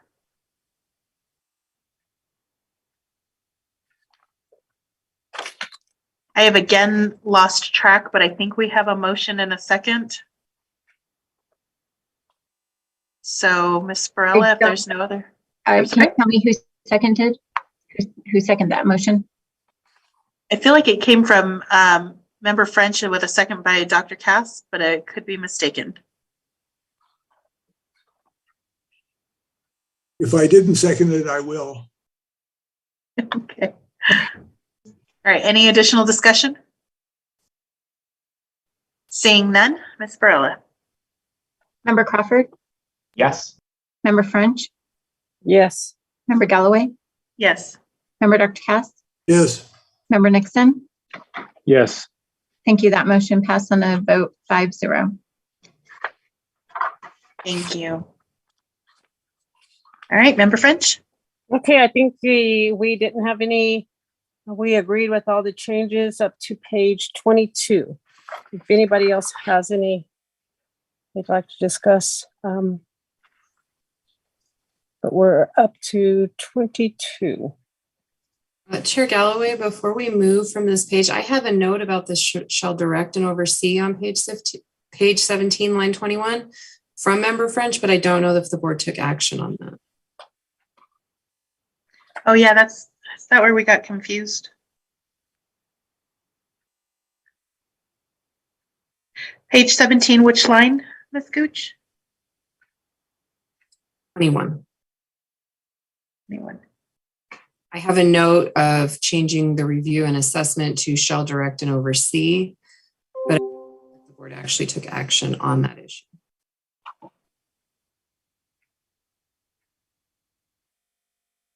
Okay. Did we have a motion or was it just discussion too? It was just discussion. Okay. Member French, is that something that you want to make a motion on? Yes, I'll make that motion. Okay, I'll second it. Do we have any additional discussion on that?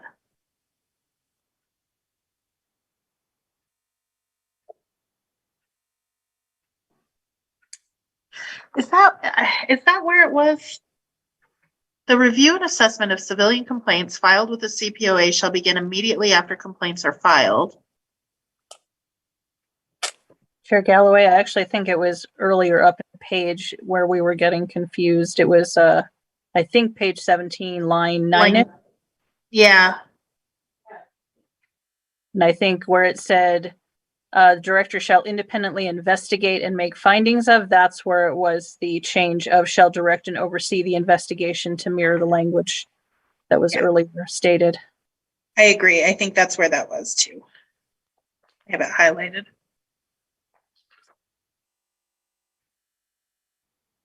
So rather than line 21, line 9.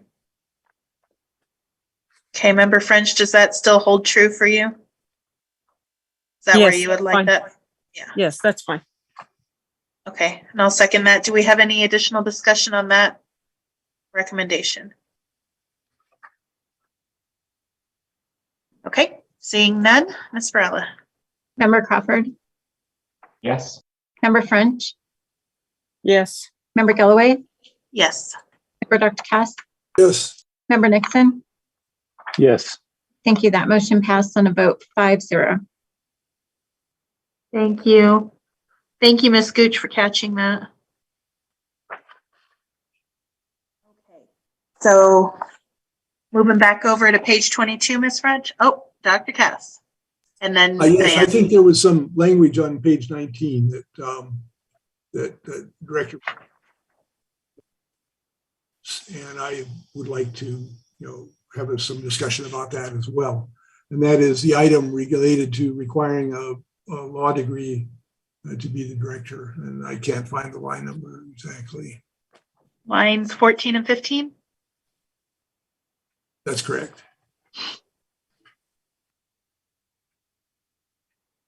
Discuss away if you would like to, or were you calling that out? No, for I Director support McDermott? the proposal that the law degree should not be mandatory for the executive director.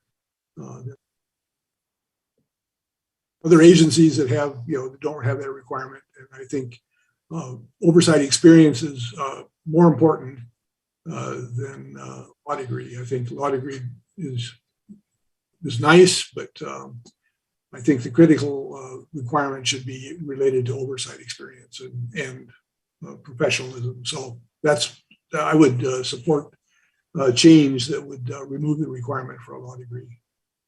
You would support it, or you would motion I that would move that we remove the requirement for a law degree. That'll get it right to the heart of the matter. All right, I second that. Ms. McDermott.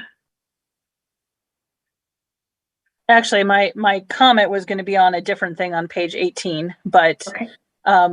anyway, since I'm called upon, uh, just in my review of some of the various offerings of executive directors or auditors, or the various positions that are out there, a lot of them, pretty much all of the ones I happen to see of the open postings in NACOL did not require the law degree. So I would just say that obviously you have to have a skill at interpreting things and being able to read laws and policies and things like that. But the actual, initials after your name doesn't necessarily make you better or less qualified to do that. So I'll just say that, but then I'll go back to 18 after you're done with this discussion.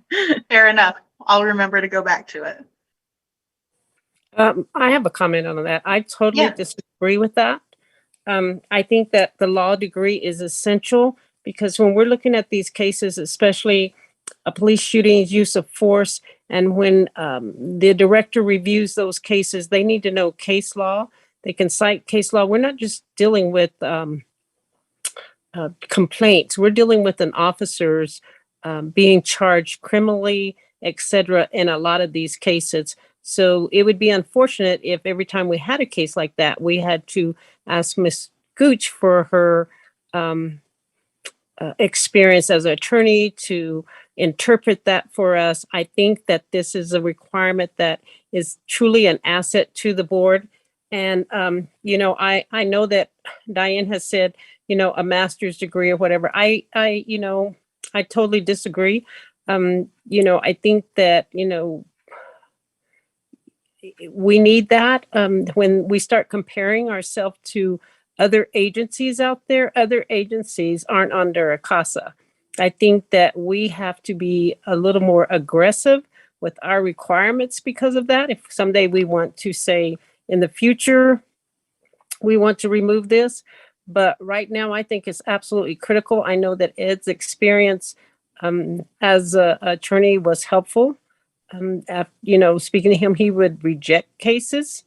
Talking to him, sometimes he'd have to send them back to the investigators. And I think it was because of his law degree that he knew when, nope, this won't work. The officer could, I don't concur with you. And here's the reasons why. So I think that this taking it out of the ordinance is the wrong thing to do right now while we're under a CASA. I absolutely disagree with that. And I think that we need it in there for now. So I would never support taking that out. Okay. Member Crawford and then Member Dr. Katz. Yeah, I tend to favor removing the requirement for a law degree. A lot of where that comes from in my mind is just that, there are people with advanced degrees in things like public administration and public policy. And I would that's almost more where my mind goes when I think about the qualifications for an executive director. So I was surprised to find that we exclude people with those types of backgrounds. Member Dr. Katz. Yes, and I think we rarely run into cases where we're making a decision that does require a law degree. In fact, we're almost, because we're an oversight agency and because we make recommendations, we're almost prohibited from, playing in the legal field. And I think that's where, having a counsel to advise the board and the agency on what might be sensitive matters suffices to deal with those situations where we could get in trouble if there was a misunderstanding of the law. So I'm sticking with my original support for this motion. Member Nixon, do you have anything that you want to contribute to this? Just because this is such a divisive piece of the ordinance for the board. Well, I just had a question for clarification. When we're talking about a law degree, we're not talking about a degree period. What is the minimum requirement for a director? Do they have to have a bachelor's degree, associates? What? According to the ordinance, they have to minimally have a law degree. that's the minimum qualification as a law degree. So I think that So removing excludes that. everybody else. Okay. So removing that, what then is the minimum qualification at that point? I think that's open for discussion. If we were to trade it out, what would you say? I would say a master's degree. And to Member Crawford's point, there are a lot of talented people that are in public administration and some other things, policy, et cetera, that would probably do just as good, if not a better job, depending on, what's going to happen. I'm just saying, if we remove it, there's got to be a standard that is maintained at that point. I would assume that because it's a director of a oversight agency, that having an advanced degree would be required or necessary. Ms. McDermott? I would just say, from what I've seen of most of them, it's master's degree or law degree. So you could basically put that in there, and that way you could still attract your candidates that have the Juris Doctorate, but it would also expand the master's degree options for these other disciplines that people would have. And then your job description would have, of course, multiple things that it would be required, such as certain levels of experience and years and things like that. That would be in your job description. But for your ordinance purposes, you could amendment to say it master's in related field or something like that, or law degree, if you wish. Yeah, I would agree with that. So Yeah, Dr. Cass. I would amend my motion to leave the language, the requirement of a law degree, and add the language or master's degree. In a related field, if I may. All right. Suggest that. I'll accept that as a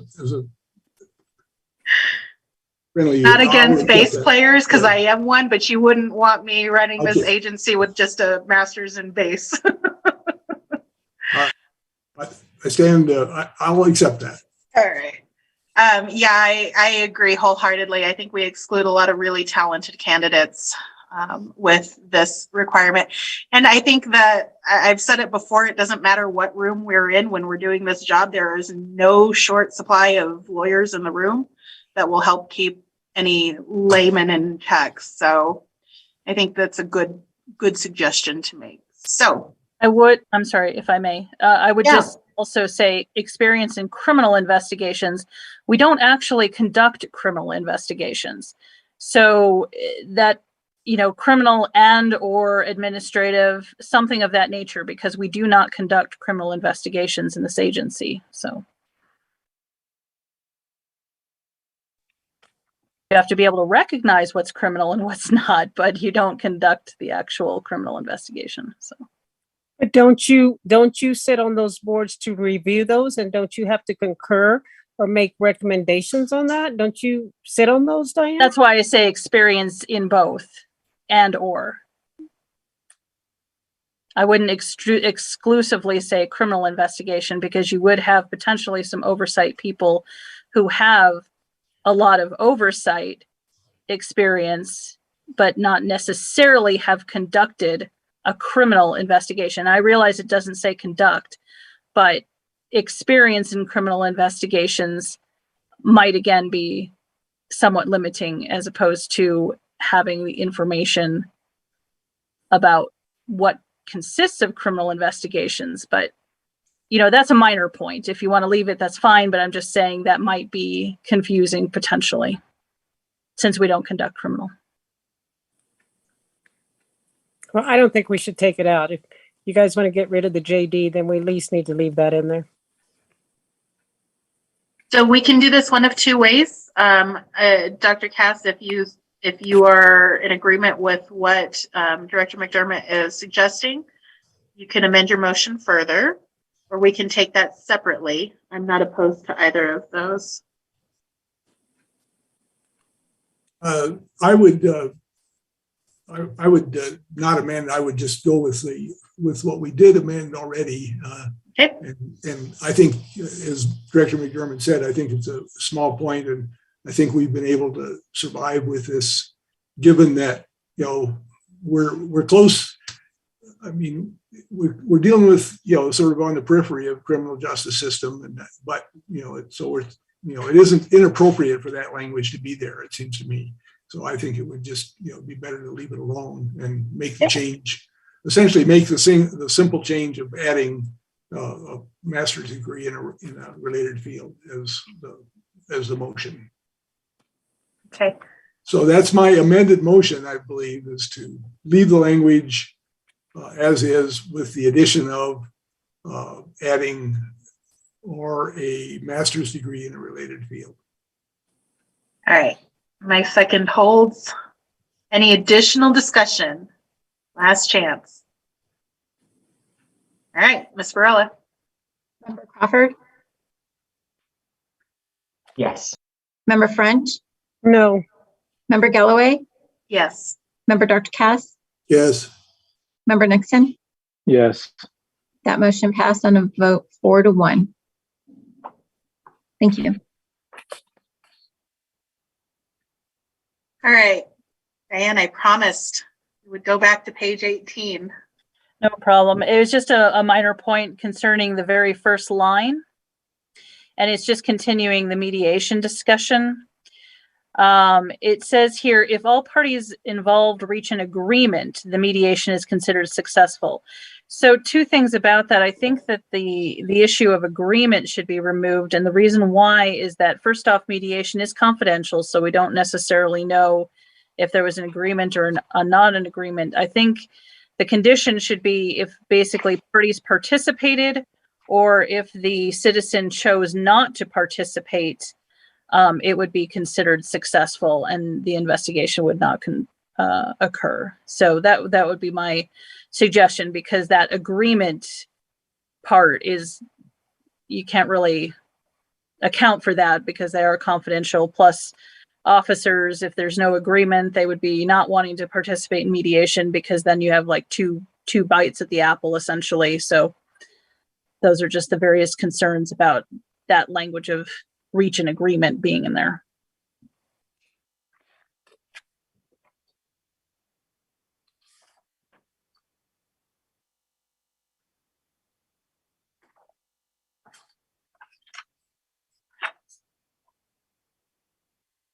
Does anybody have any motions they'd like to make to that?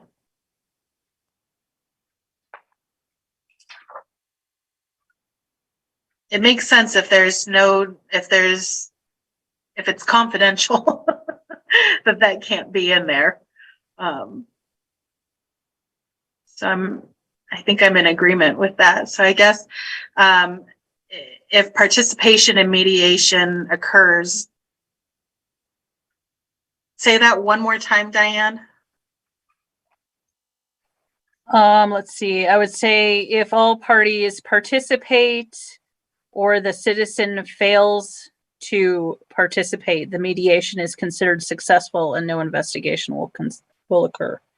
The officers kind of have to. I mean, if it's extended to them, they could technically refuse it, but generally don't, because it's being offered and it's beneficial. But if a citizen chooses not to participate, which, they sometimes don't, or again, just participation is like what it should be. I think the only time the only place that I have any consternation about that is considered successful. And maybe it's something more along the lines of will be satisfactory for closing the case or something like that. You could just say the mediation, you could take the successful out, and you could just say no investigation will occur. You could just say the mediation occurred and no investigation will occur, something like that.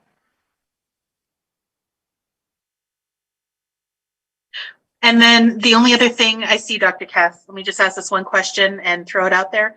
What happens if we have, like we were talking about with board members and absences, and you come back as a complainant within a reasonable amount of time, and say, I couldn't make it, my mom died and you weren't my priority. This wasn't my priority.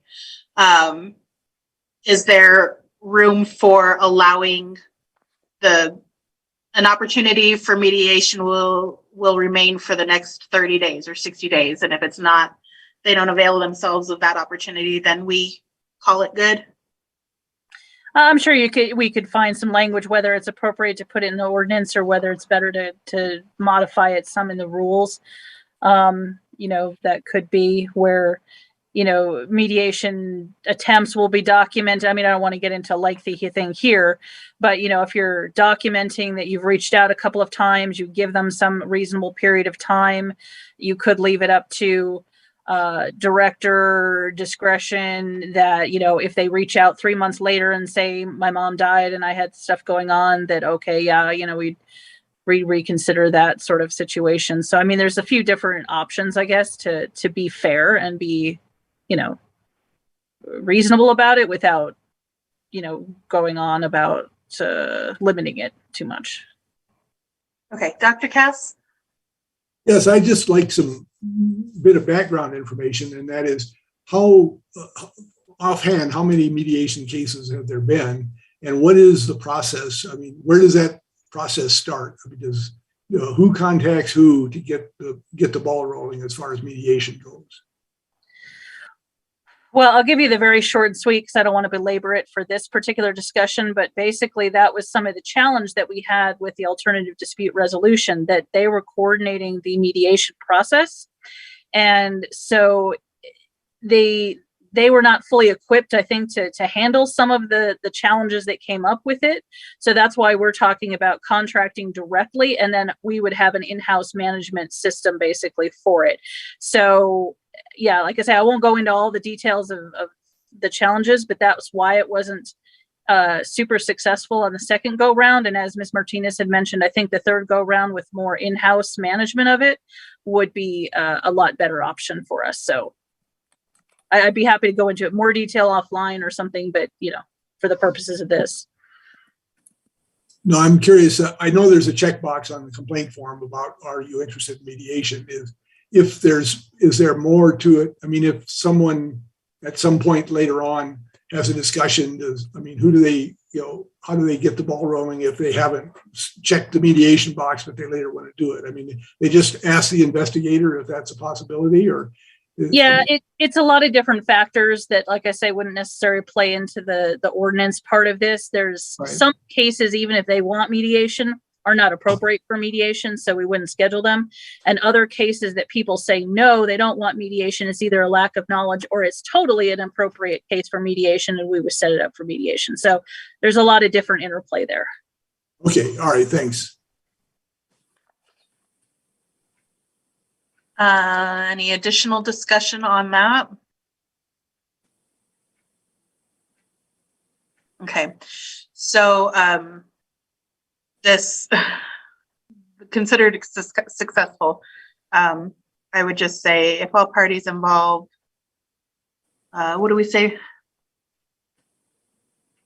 If all parties An agreement should be changed to if all parties participate, or if the citizen fails to participate, no mediation will occur. You could just say that. I mean, no investigation will occur. Sorry, yeah. I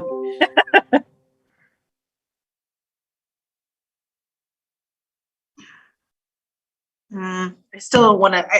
I know I don't want to get too in the weeds with it, but that feels like it's pretty final and is in law at this point. Assuming no investigation will occur absent mitigating circumstances or absent director approval. There's a couple of chop options there, I suppose. Because of course, if you say mitigating circumstances, what defines that? But what if we just did it for like a time period? Or say no investigation will occur.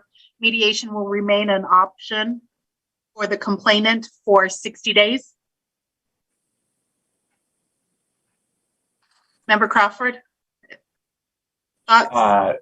I was going to suggest maybe it would help if we made it clear that people who have gone through mediation have the ability to appeal, basically, if they would still like it to be investigated. I don't necessarily think that should always be to the board, though. I feel like the director should be able to. I think Ms. McDermott might have feelings on that.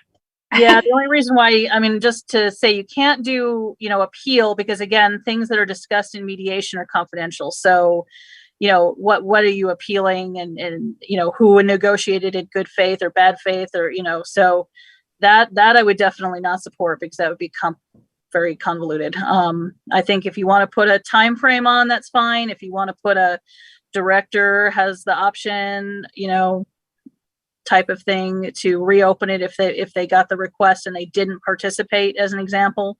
If they participated, that's different. But if they didn't participate and the mediator reached out and they never heard from them, and then all of a sudden 60 days later or 30 days later or whatever they come back, I'd probably be in favor most with like a time frame, that, as Chair Galloway had mentioned. That way, if they don't reach out and we put a reasonable period of time and they choose not to participate, we're not going to hear them a year later say, now I want mediation.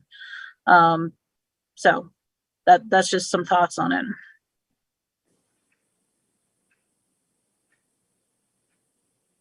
Ms. Gooch. Coming from the legal perspective of mediations that happen in the legal process, it seems to me counterintuitive that you would ask a complainant to agree to participate in mediation to the detriment of, if it doesn't succeed, they miss out on the opportunity for whatever it is they otherwise could have had happen with their complaint. Given that the mediators are independent from the CPOA, I don't have a lot of heartburn about what happens at mediation remaining at mediation. I just worry that maybe you need to think about this a little more, so that you're not making it so that complainants don't want to participate in mediation because they miss out on rights they otherwise could have had. I've never been in one, so I'm very ignorant as to how it works in this process, but I can tell you, in a lawsuit, when parties agree to mediate, they don't miss out on their rights to proceed. They just get an opportunity to try to get a better, faster resolution on their own.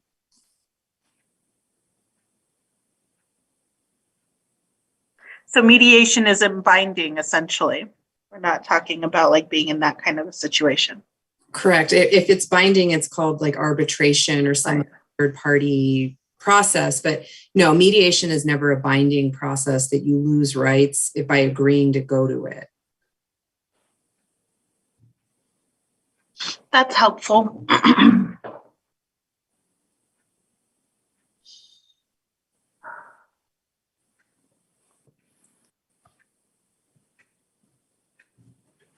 So maybe it's maybe then it would be that mediation is considered successful if they reach an agreement, with a caveat that the complainant still has the opportunity to have their case investigated. Sounds like it would be more in line with what happens in outside of the civilian police oversight world. Member Crawford? Yeah, I think maybe in a way we've distracted ourselves, right? I think maybe a lot of the hang up here is that mediation is considered successful phrase, which is, it's a little hard to like define that, right? But I think really maybe this should just read, if all parties involved reach an agreement, no investigation will occur. Works for me.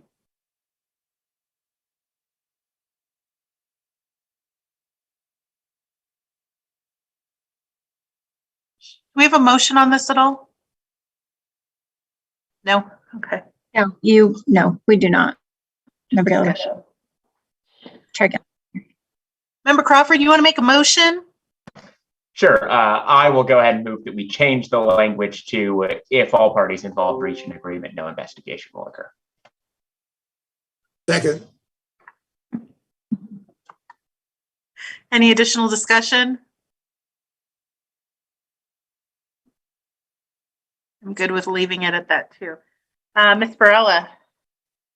Member Crawford? Yes. Member French? Yes. Member Galloway? Yes. Member Dr. Cass? Yes. Member Nixon? Yes. Thank you. That motion passed on a vote of 5-0. Okay, I am going to ask the question. We are page 19 of 26, 27, something like that, 27. We've been at this for 2 hours and 45 minutes. Do we need a break, or do we want to push through? Chair Galloway, I have to take a break because I've got to put my dad to bed. Okay, So, 15 minutes, good? yes. Okay, for me. 15 minutes. Let's just call it 8 o'clock. Let's be back by 8 o'clock, please. Thank you.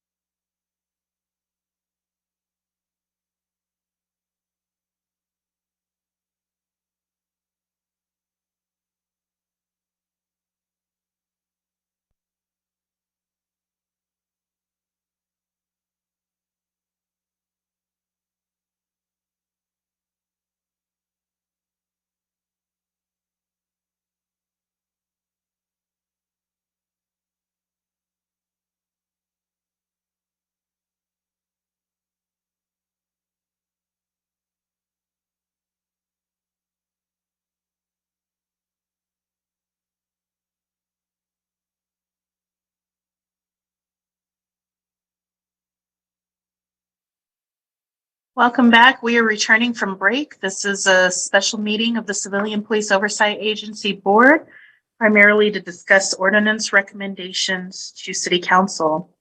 We're going to pick it back up. Member Fred, I think we had gone through, 18 and 19, and we were headed towards 22. Assuming there's no other comments or discussion from the board on the other pages.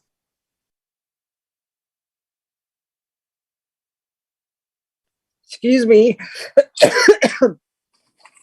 You're right. The next changes I have are page 22.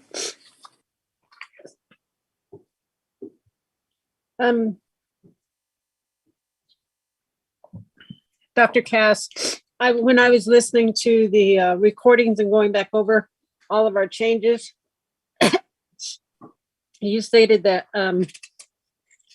that you had been in touch with Miss Gooch, and then she said after they left out the last sentence, on the last sentence on page 22, which you stated, she said, nothing in this paragraph shall be interpreted as preventing the subcommittee from reviewing and making recommendations. That was your remark verbatim during our meeting when I was listening to that. Do you remember that statement? And if you wanted, we're asking. You'll have to give me a little more context. I'm sorry. What was? Continue, please. What was your question? I'm not. What's the context for this? Well, we were discussing the last number 3, I believe. You said, and I thought it was the last paragraph. Your words were, Ms. Scooch stated that that the last sentence was missing from page 22, which stated, nothing in this paragraph shall be interpreted as preventing the subcommittee from reviewing and making changes. And you said that she said that last line was left off of the last sentence on number 3. Yeah, I'll leave it to her to respond because she's obviously the source of my information. So I'll get out of this. Chair Galloway, member French, I've added the edit in the document on the share screen of what the ordinance actually has the cited language. And this draft that everyone's working from, it doesn't have it anywhere either as a deletion or keeping it. It's just missing. Okay. I didn't know, but I listening to the meetings that was said by Dr. Cass. Okay. So you've added it back in there? I've just added it as a note for the board to be aware of. I don't know if it's something that you all want to take a position on. I can't say what City Council's thinking on that sentence because it's just gone. It doesn't show as a proposed deletion or anything here. Okay. Then I guess I'll leave it up to Chair Galloway, what you think we should do on that.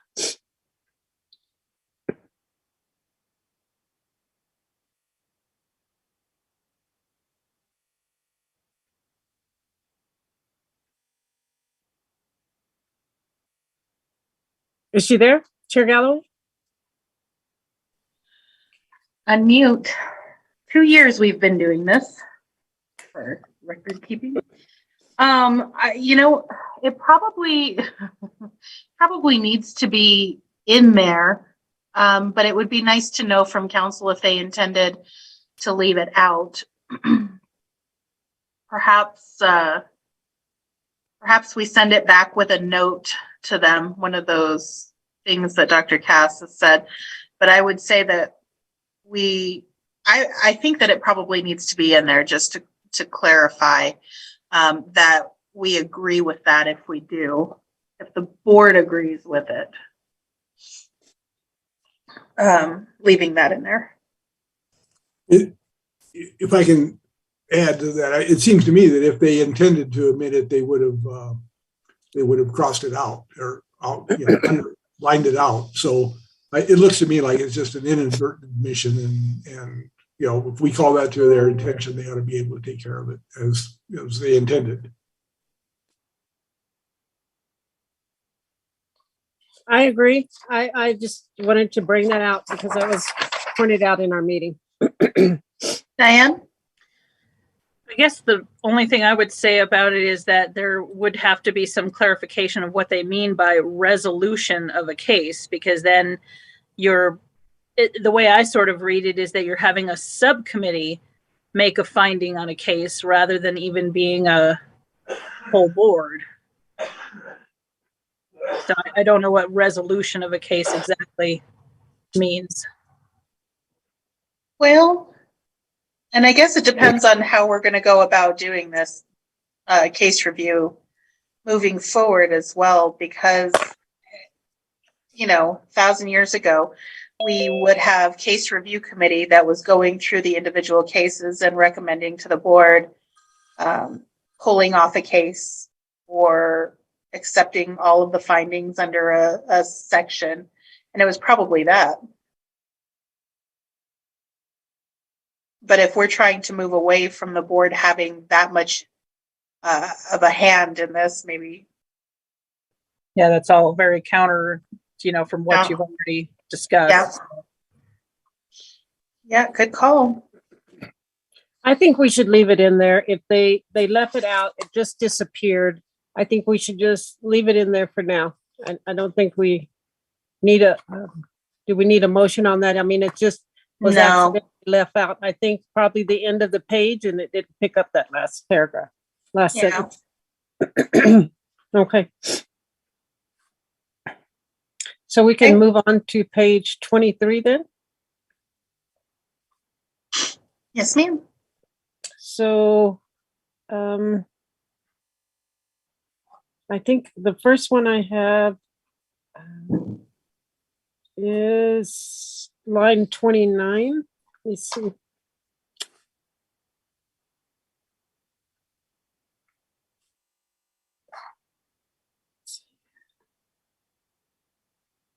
So what I have is that we need to change the wording to say what is going to be sent to the citizens. And Diane, I think we had a discussion on the documentation that the citizen received is a little confusing. So we were going to say, what should we send to the citizen that is not going to be confusing and lets them know what they can or can't do and what the findings are. Right, because in the way they have it here as investigation report. So for the agency's perspective, that means like the entire case file. So we're not sending like the entire case file to a citizen. So, it may be just letter of findings or something like that, director's letter of findings, something of that nature versus investigation report, because that causes a great deal of confusion and problem for what exactly are we sending. Okay. So I guess I'm going to rely on you I'm going to make the motion to replace it with, what was your recommendation? The findings. I probably say the findings letter, because that means something to us. It means something to the board. The letter of findings or the findings letter is what we would normally send to the citizen. And so that makes the most sense to me. Okay. So I'm going to make that motion that we add the findings letter instead of what they have, investigative report. I'll second. Any additional discussion on that? Seeing none, Ms. Perala. Member Crawford, Yes. Member French, Yes. Member Galloway, Yes, ma'am. Member Dr. Cass, Yes. Member Nixon. Yes. Thank you. That motion passed 5-0. Thank you, Ms. Perala. You're welcome. And then next on page 23, A,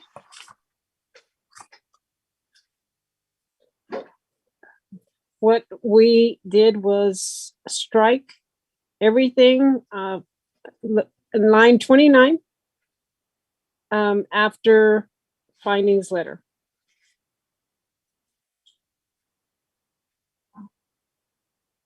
And that's because we don't think that we should put such stiff requirements on any citizen that wants to appeal.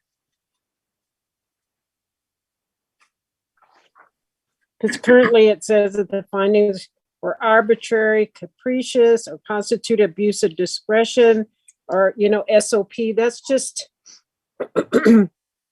that limits, and you would have to have a lot of knowledge of APD, the SOP, on and on. And I think it's unfair to put those restrictions on a citizen in order for them to appeal their case.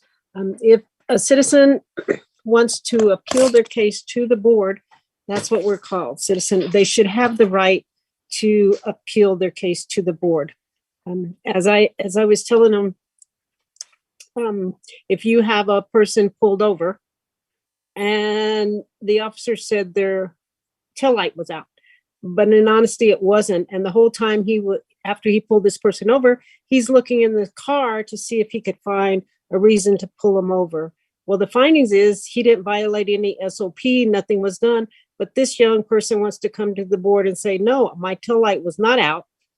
He had no reason for pulling me over, and I can prove that. So those are the type of things that, you know, I don't think we're going to get abundance of people that want to appeal or come to the board, but I think they should have that opportunity regardless of why they feel that their findings, they want to appeal their findings without having to meet this criteria put on here that God only knows. I don't even think I could come up with all those reasons if I wanted to appeal my case. So I know that Diane gave us this language because I believe this is the way they used to do it, and it seemed to work. So that is my motion on that we strike everything after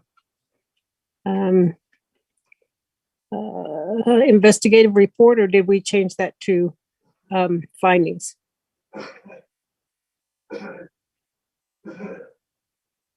That was changed to findings letter, but Yeah. So everything after findings letter. I'll make that motion. Second.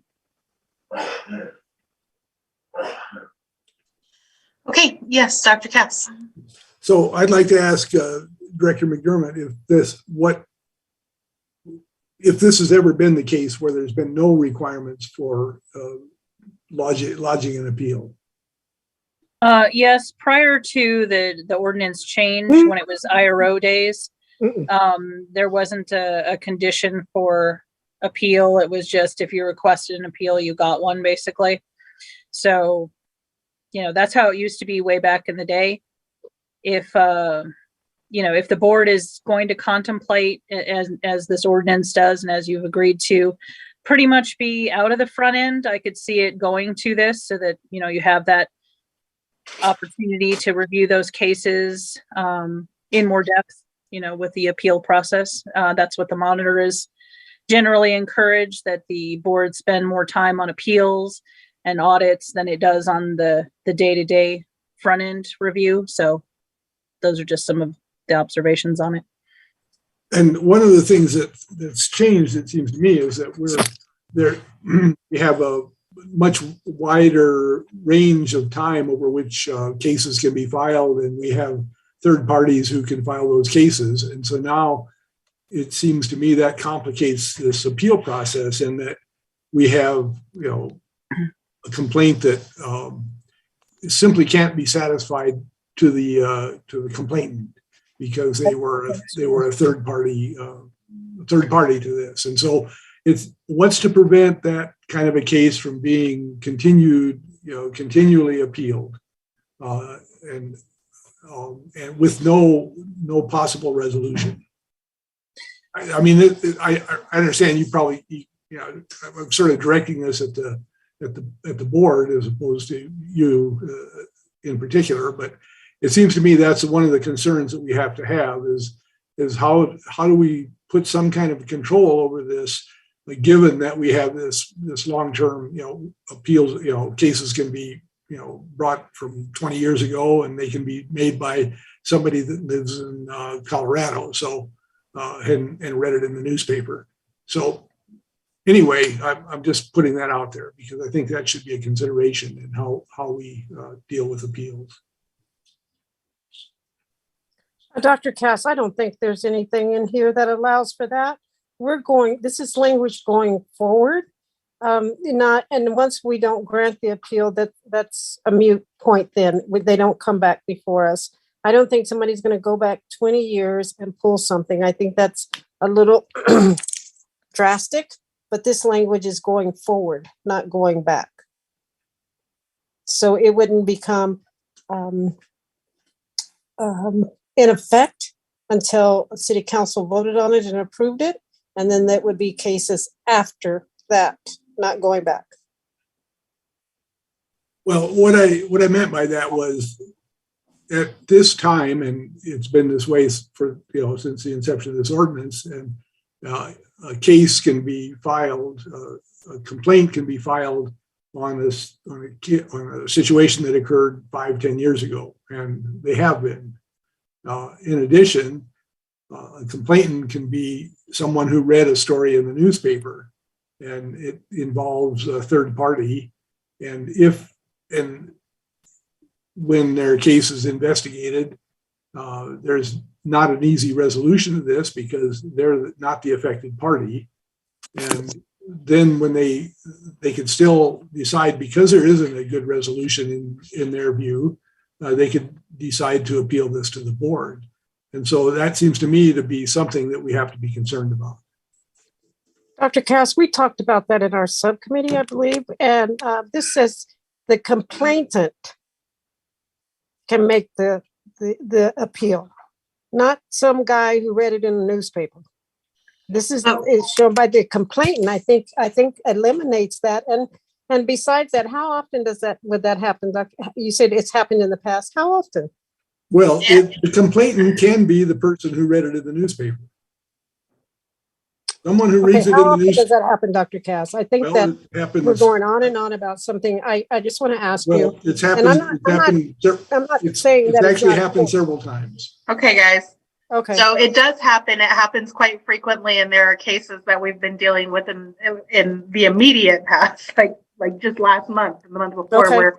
where that's what we're talking about, and hence the long discussion for the request for the monitoring team and the DOJ and city attorney to sit down and discuss with us that proposal we sent to them, a week or two ago or whatever, that we discussed in our last meeting. It does happen. And if we were to be able to eliminate that type of a complainant, then we don't have that problem. But right now it's a very real possibility. And we do have individuals who file complaints that I think would use that to whatever extent we would allow it. Member Crawford? Yeah. I do see the concern about this, opening up these reconsiderations becoming something which is extremely time consuming for the board. I think I still support this change despite that, and there's kind of two factors there. One is that I think the reality is, just because of the mechanics of how that request for reconsideration process works, I don't think it really takes the board a whole lot more time to hear a request for reconsideration than to not hear one. It kind of ends up, it basically has to come up in a meeting, and we have to make the determination if we think it doesn't meet any of the three criteria. So we still, it feels like we kind of end up going through basically the same process, regardless of whether or not the complaint meets one of the three criteria. My other thinking is that, I think it's maybe not said explicitly, but I think it's reasonably well implied by the language that someone can only request reconsideration on something once. I think, it's sort of intuitively seems fair to allow complainants an opportunity to respond to the results of an investigation to the board. We also talked a little earlier about the fact that complainants appearing at board meetings for the consideration of their complaint becomes a little bit weird because it means that they are appearing before the board before they have received the results of the investigation. And I feel like, in a way, this is kind of the fix for that, is that often if people want to talk to the board about their case, a reconsideration is probably how that should be happening so that they're able to respond to the information that they received. Member French? Well, I was going to ask Dr. Cass and you, could we, we've talked about a lot, changing our policy and procedures. Could we, since both of you are familiar with this, maybe you could come up with some language that we could put in our policy and procedures? Like Member Crawford said, you can only appeal it once, or something that we could put in there that would eliminate that from happening, since both of you said it's happened before and frequently. Maybe we can address that in our policy and procedures rather than putting all of it in here. Well, I agree, and I think Member Crawford makes a good argument, and I think it's, in that context, I think it could solve a problem and clarify the process for the complainant. So I think we can address this in policies and procedures, and that's up to it's up to the board to create that process and better define it. So I mean, I think that probably is the major work of the board, is to create a process then that adequately deals with these kinds of cases. So yeah, I mean, I wanted to raise the issue. I didn't necessarily mean to be opposed to the concept of removing this requirement, but I think it's worth having that discussion because I think it's an important discussion to have.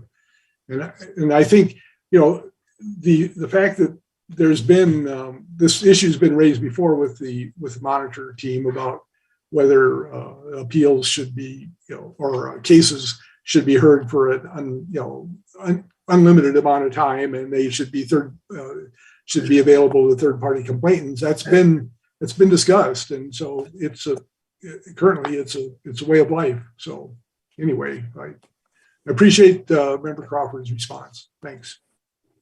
Okay, well, Chair Galloway, I would recommend that. I'm not disregarding what you or Dr. Cass has said, but since you guys are the experts on it, and I'm too new in the board to even be familiar with that, I think that we do need to address that and make sure that that doesn't continue to occur, and we can do that in our policy and procedures, and I'll make a note of that.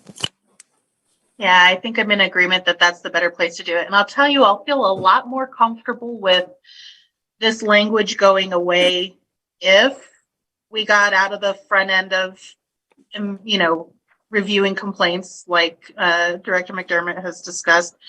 And if we can get some consensus on what is a reasonable complainant between the board and the DOJ and the monitoring team and city legal, I'm gonna feel much more comfortable about broadening the appeals process if we can streamline it on the front end to begin with.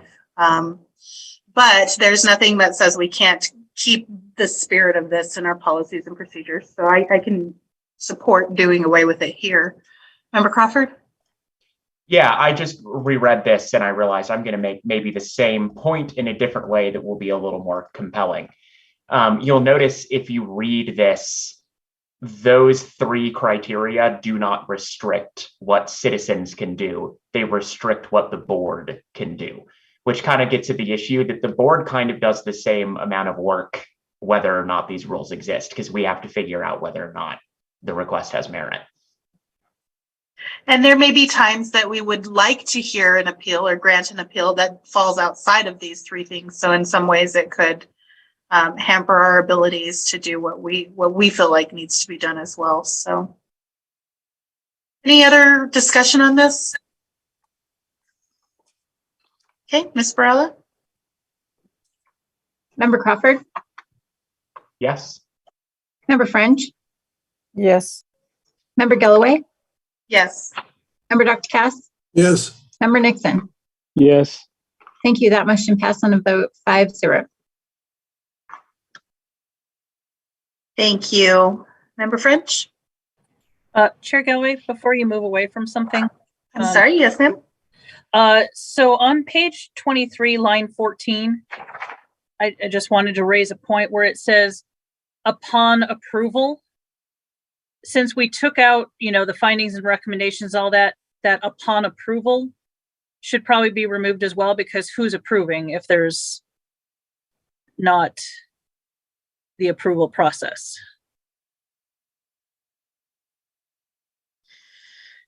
Where are you saying? Except for that for any formal disciplinary. That's, we get back to there's two things. We say we're not going to review the findings, but we do say that we're not going to approve the findings, but we do need to approve the disciplinary recommendation. Right. So let me see if it's upon approval. Line 14, Patty. And any formal discipline. Okay, yeah, I see your point. I don't know if there needs to be a distinction there or not. I see what you're saying. So just thought I'd raise it because it seems confusing again to have the upon approval when we're taking out some of that piece. So maybe it needs to be findings, upon approval of the board, any formal disciplinary recommendations. Maybe it just needs to be moved. yeah, you could say the director shall prepare and submit a public record letter to the civilian complaint with a copy of the chief of police that outlines the findings and upon approval, any formal disciplinary recommendations. Sure, something like that. Or leave that as approved as they have it on the end that they struck. Something like that. I like Chair Galloway's motion. I haven't quite made it, but I will. I move that we adjust That that was a little language. prodding, okay? Yeah, just It was coming, I promise. needs to be reordered. So yeah. So that's a motion. I'll second. Any additional discussion with that? Seeing none, Ms. Barella. Member Crawford? Yes. Member French? Yes. Member Galloway? Yes. Member Dr. Cass? Yes. Member Nixon? Yes. Thank you. That motion passed on a vote 5-0. Thank you.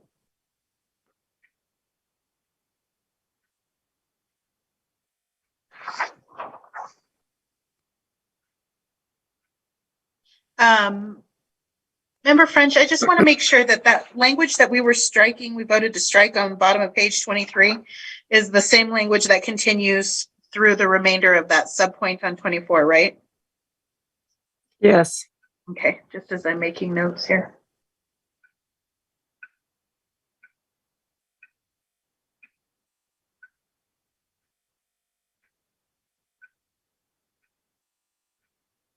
All right. I believe that's all I have right now.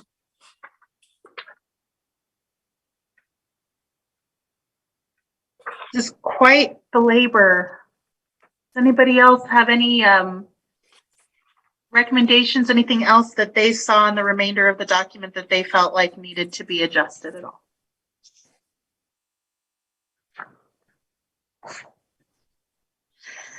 Okay, we have approved all of these changes. Counselor Gooch has done an exceptional job of keeping up with all of our dialogue, so thank you for that, Tina. I would move that we allow Counselor Gooch to finalize this document and prepare our recommendations for council, for submittal to council. I will second. Okay, so are we open for discussion? We are. Ms. Gooch,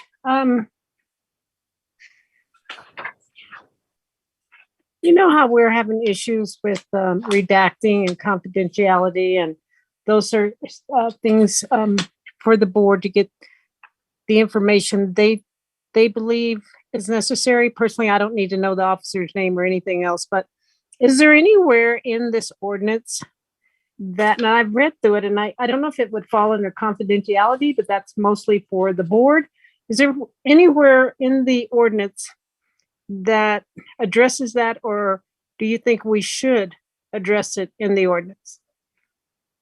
Because it's been an ongoing process, and I know we can't violate the CBA for the officers. I understand that, but it's an ongoing issue, and it just seems to be a stumbling block for the board for us to get that information. I think you had said you're close to a agreement, but I'm just asking, should we put anything in here?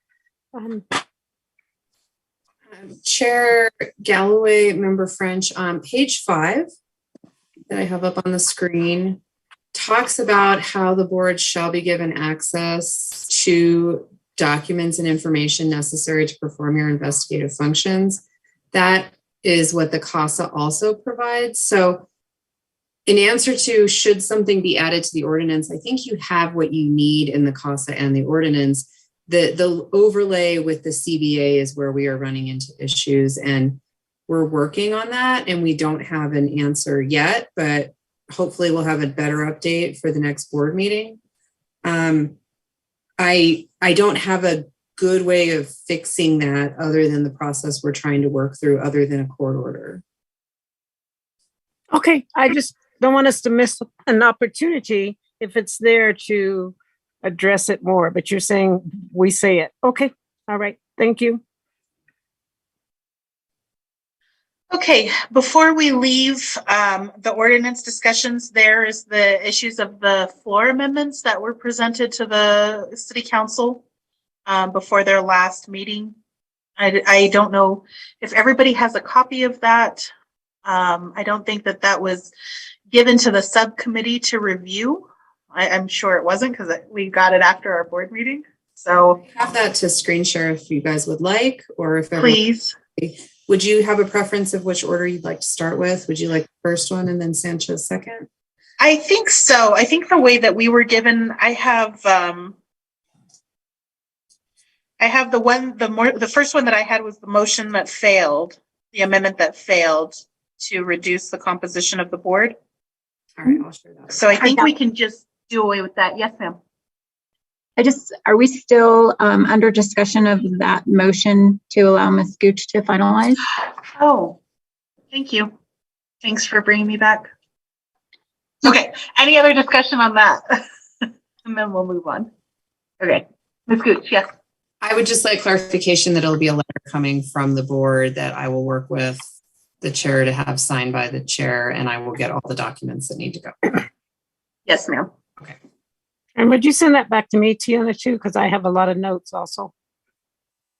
Yes. Okay. Seeing no other discussion, let's wrap up that other motion. Thank you, Ms. Farrella. Sure. Member Copper? Yes. Member French? Yeah.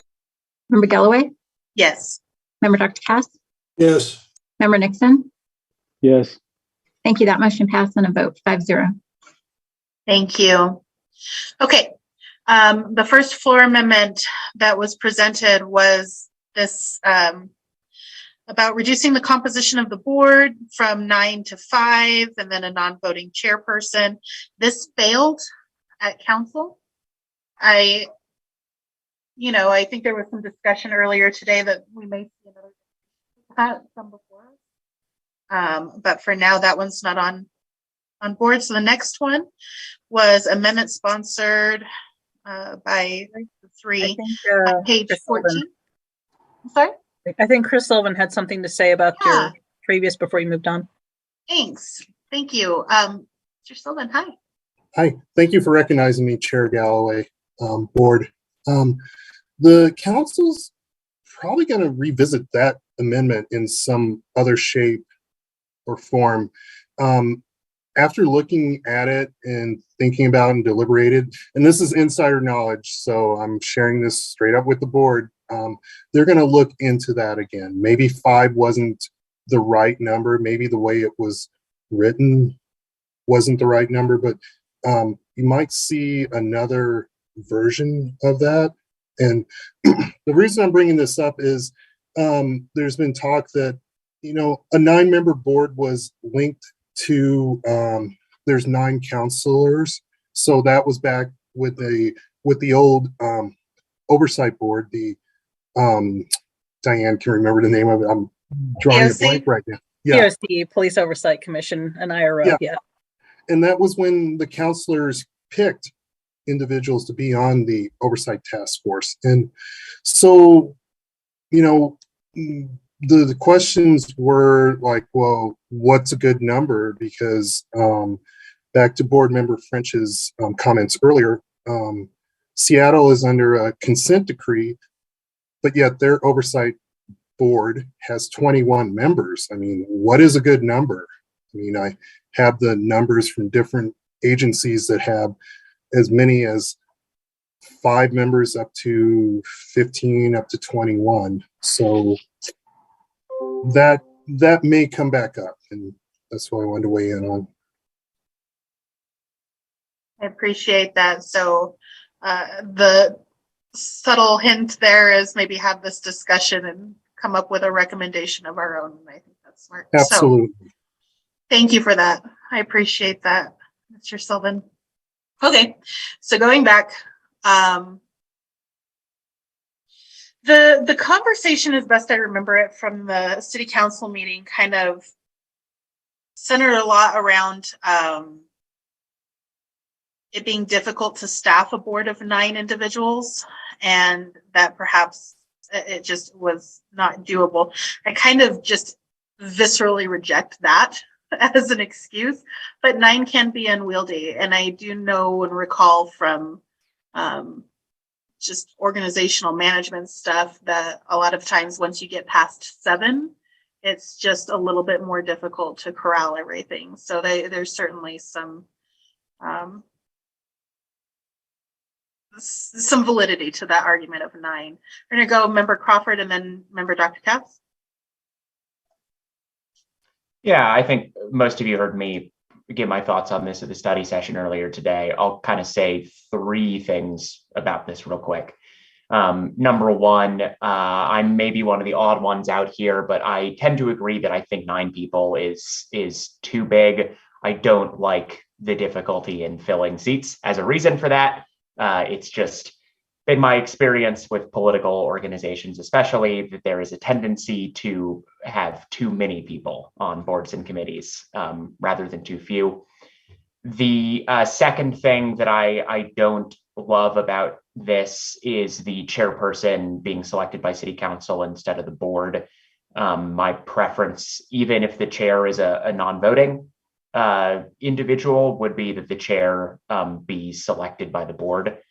And then the third thing I do not like about this is I do not like the recommendations on composition.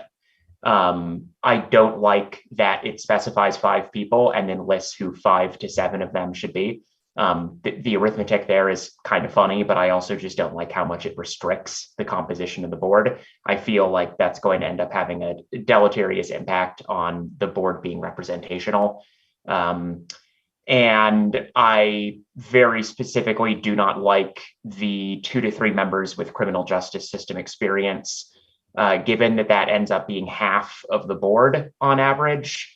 I feel like that is going to compromise independence. Councilor Benton's point that could be someone like a public defender is well received. I just personally am already surprised by the number of people who serve and have historically served on this board who have like a former relationship with APD. I don't want to say that's a bad thing, but I do think having too many board members in that position appears to compromise independence. And so I don't like adding a rule that seems like it's going to increase that. That just seems like the inevitable outcome to me, is that will mostly be former APD employees and probably like former prosecutors' employees. Dr. Katz? Yes, thank you. So I think that it was if you look at the first part of this paragraph, where you require diversity and demographics, or represent the diversity and demographics of the city. And I think the process of selecting board members is already over constrained. And when you reduce the size of the board, that makes that problem even more difficult, unless you also reduce the number of constraints on the board. And what I've seen here is that they're actually reducing the size of the board and increasing the constraints on the selection of board members. So I think, it's bad in two respects in that regard. I think one of the benefits of reducing the size of the board, however, in addition to making it maybe somewhat more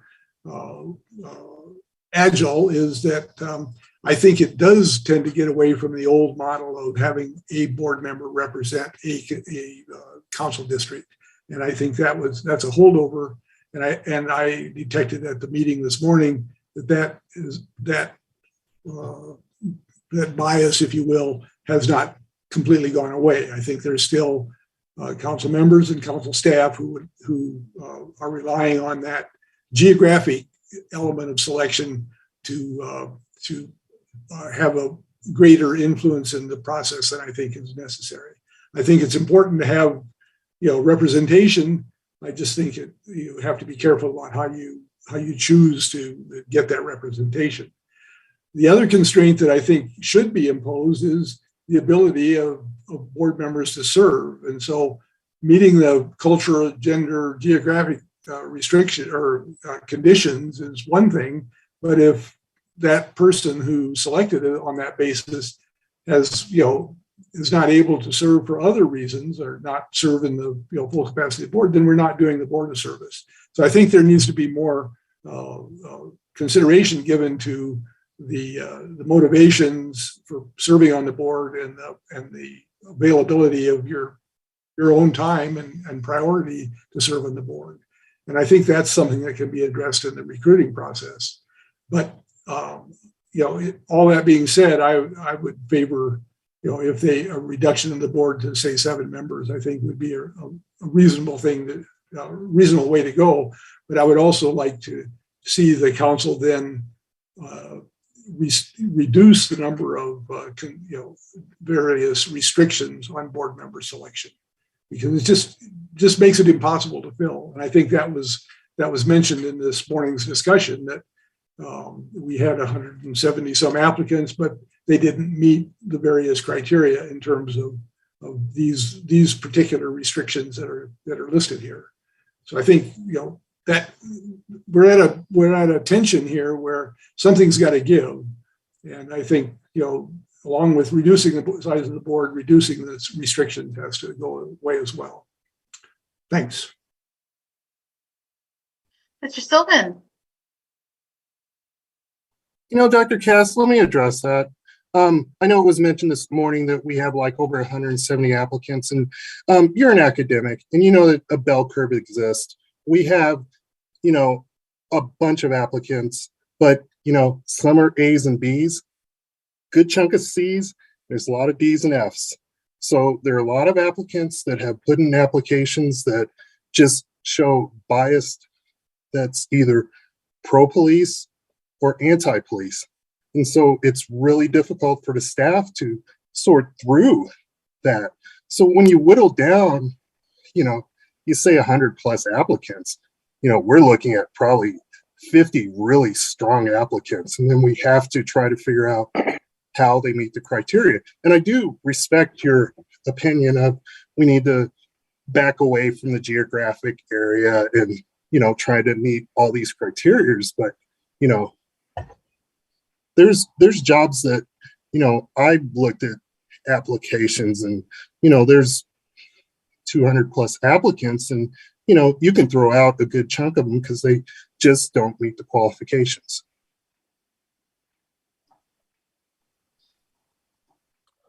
Member French? I would just like to say, working for the city and being a supervisor for 28 years or more, I certainly agree with Chris. Because you say I got 100 and some applicants, you go through those and I'd say 75% of them are unqualified. and then you go through the 25%, and then you run the background checks, and then you look at their answers to the questions, then then you're down to maybe 5 or 6, 10 at the most. So for people that haven't been through that process and know how many unqualified applicants you get, or applicants that just absolutely you have to throw out, to say you had 170 and you couldn't get us 9, or whatever the case, 4 or 5 additional ones, just isn't fair. And I think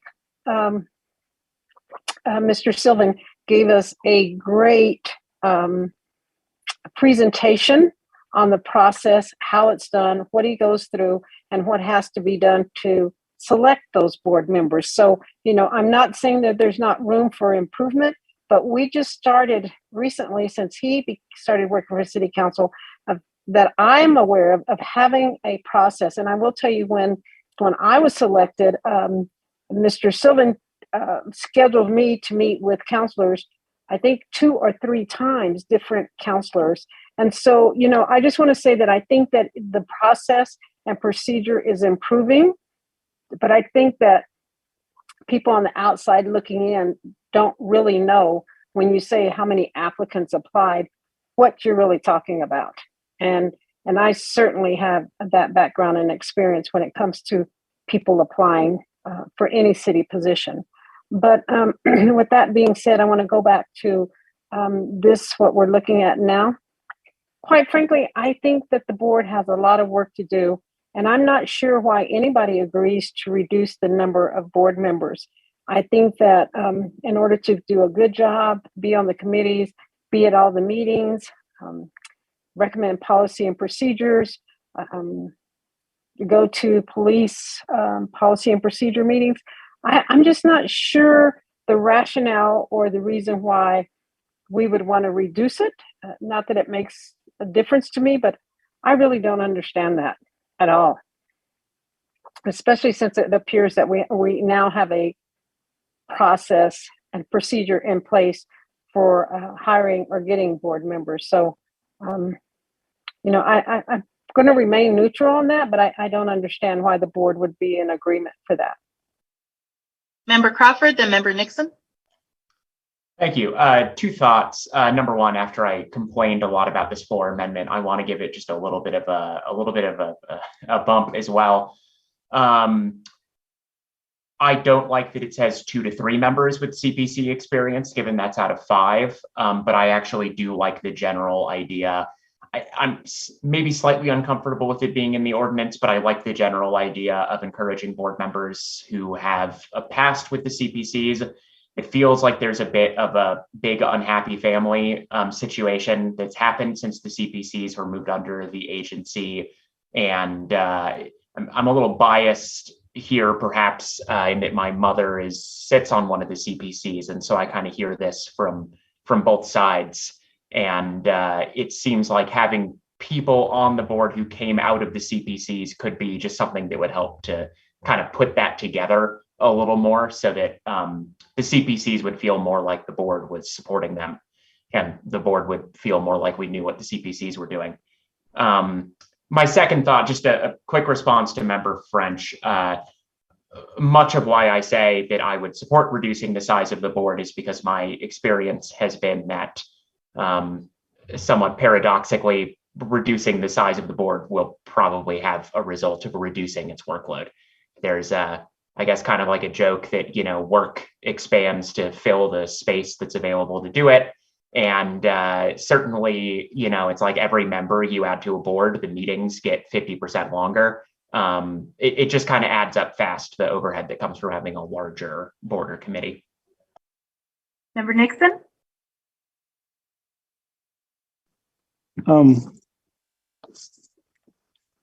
That it kind of brings me back to when I got elected to this board. And I guess what I realized is that if it wasn't for the fact that I served on the CPCs, I never probably would have been selected to this board, because I don't have any of the other criteria. And I think the criteria is too stringent. And I think that it really excludes a lot of people that would be in the community, who are strong leaders, that could serve on this board simply because of the criteria. I think that between the council and the board are looking for certain people to serve on this board, and it's exclusionary in my opinion, and I think we really need to be careful of that. So I recommend that we revisit the criteria for which to be on the board. The second thing is, with a city the size of Albuquerque, to reduce a board like a CPOA board, it kind of is indicative of how effective this board is in keeping the community safe and being a part of holding APD accountable for behaviors and changing behaviors that were detrimental to the public in the first place. So I think there's a lot of work to be done, but in reducing the board, I don't think the work is going to be reduced. I think what will happen is the workload will be increased, because as those complaints come through, right, wrong, indifferent, however we want to audit them, we're still going to have to address them. I just don't see any other way around it except for to revisit the process and the policy and find some better ways to get a more diverse group into this board. What of the, I'm sorry, Dr. Cass, give me just a second, just because I want some clarification. Which of the requirements to serve on the board are you concerned with? Just a lot of it comes from the CASA, and so I just want to make sure that I understand what we could change. In your opinion, what could we change or recommend that be changed that we can make that recommendation? I think that looking at it from a CASA's perspective, I think that this idea that somehow people need to have some experience in, I think, what was it? I'm not even looking at it right now, but one of the requirements of having some background in what was it? Not policing, but in oversight or committees and things like that. I think that that's one of the things to be revisited, but also just kind of looking at it overall, just what that criteria is, because I don't, I don't think that every taxpaying citizen that's a good person in the community that wants to serve on a board like this will necessarily meet the criteria. And I think to Mr. Sylvan's point, you may have some people that are either for the police or not for the police, or so on and so forth.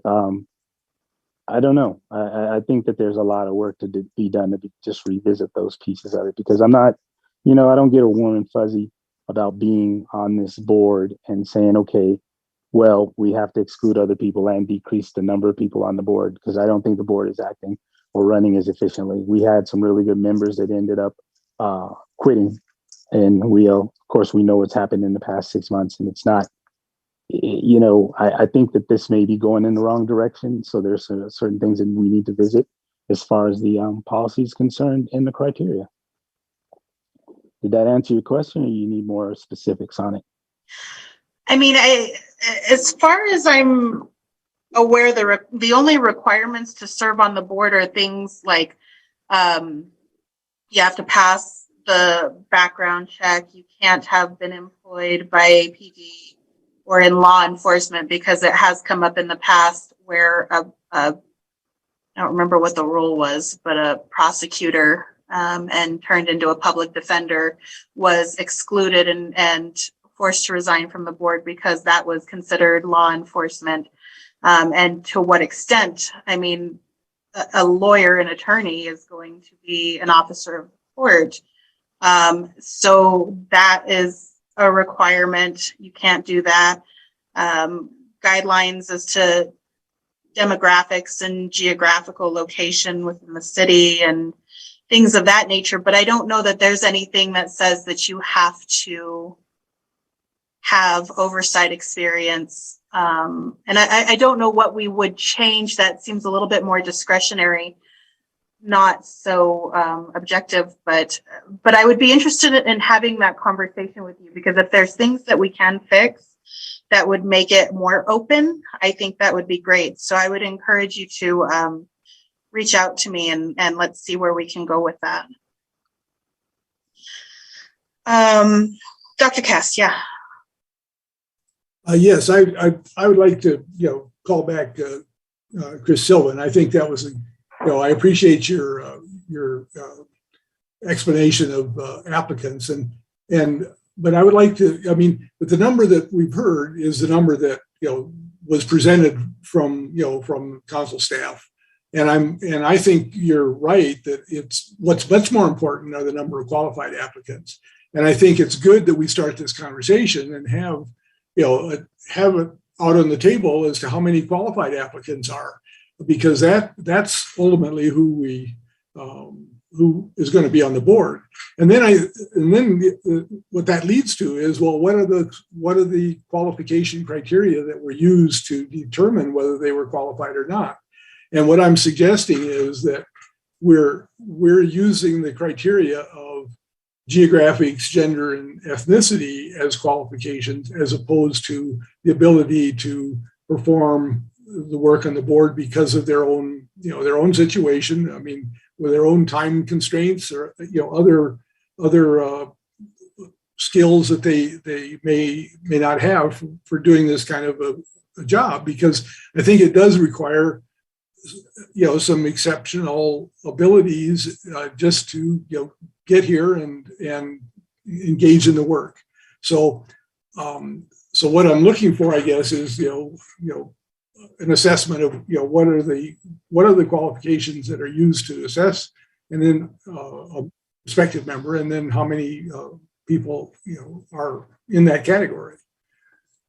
So if there's I'd just like that. I don't mean to put you on the spot right now for that information, but I think that's the kind of ongoing information that we'd like to have. So thanks. I appreciate your contribution earlier. Thank you. Mr. Sylvan. Thank you again for recognizing me, Chair Galloway. Board, Dr. Cass, we're only days away from probably setting up a meeting with the board, city legal, and city council staff just to discuss, what the changes have been implemented and how we'd like to move forward and hear your input. I mean, Dr. Cass, the input that you're giving is so valuable. We had a meeting last week with the monitoring team and the DOJ, and city legal and city council staff presented recommendations and improvements of where we want to go in the future. And the meeting is going to be followed up with a meeting with the board and the director to also share that same information. I don't know if he had to jump off, but Paul Hadel from the city legal was at some point supposed to share with the board what the new what the proposals are. So we are just not too far away from letting you in on that conversation as well.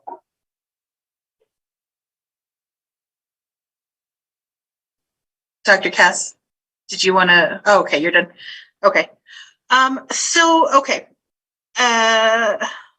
think that I'm a proponent of the idea of having 7 voting members of the board, and I've heard that come up twice now with 2 other board members. So I'm going to go on ahead and have that as part of a motion that we agree with a reduction of the board to 7 voting members, but that still requires 1 non-voting member. So it would be a board of 8, with 7 of those being non-voting. And so that's going to be the first thing.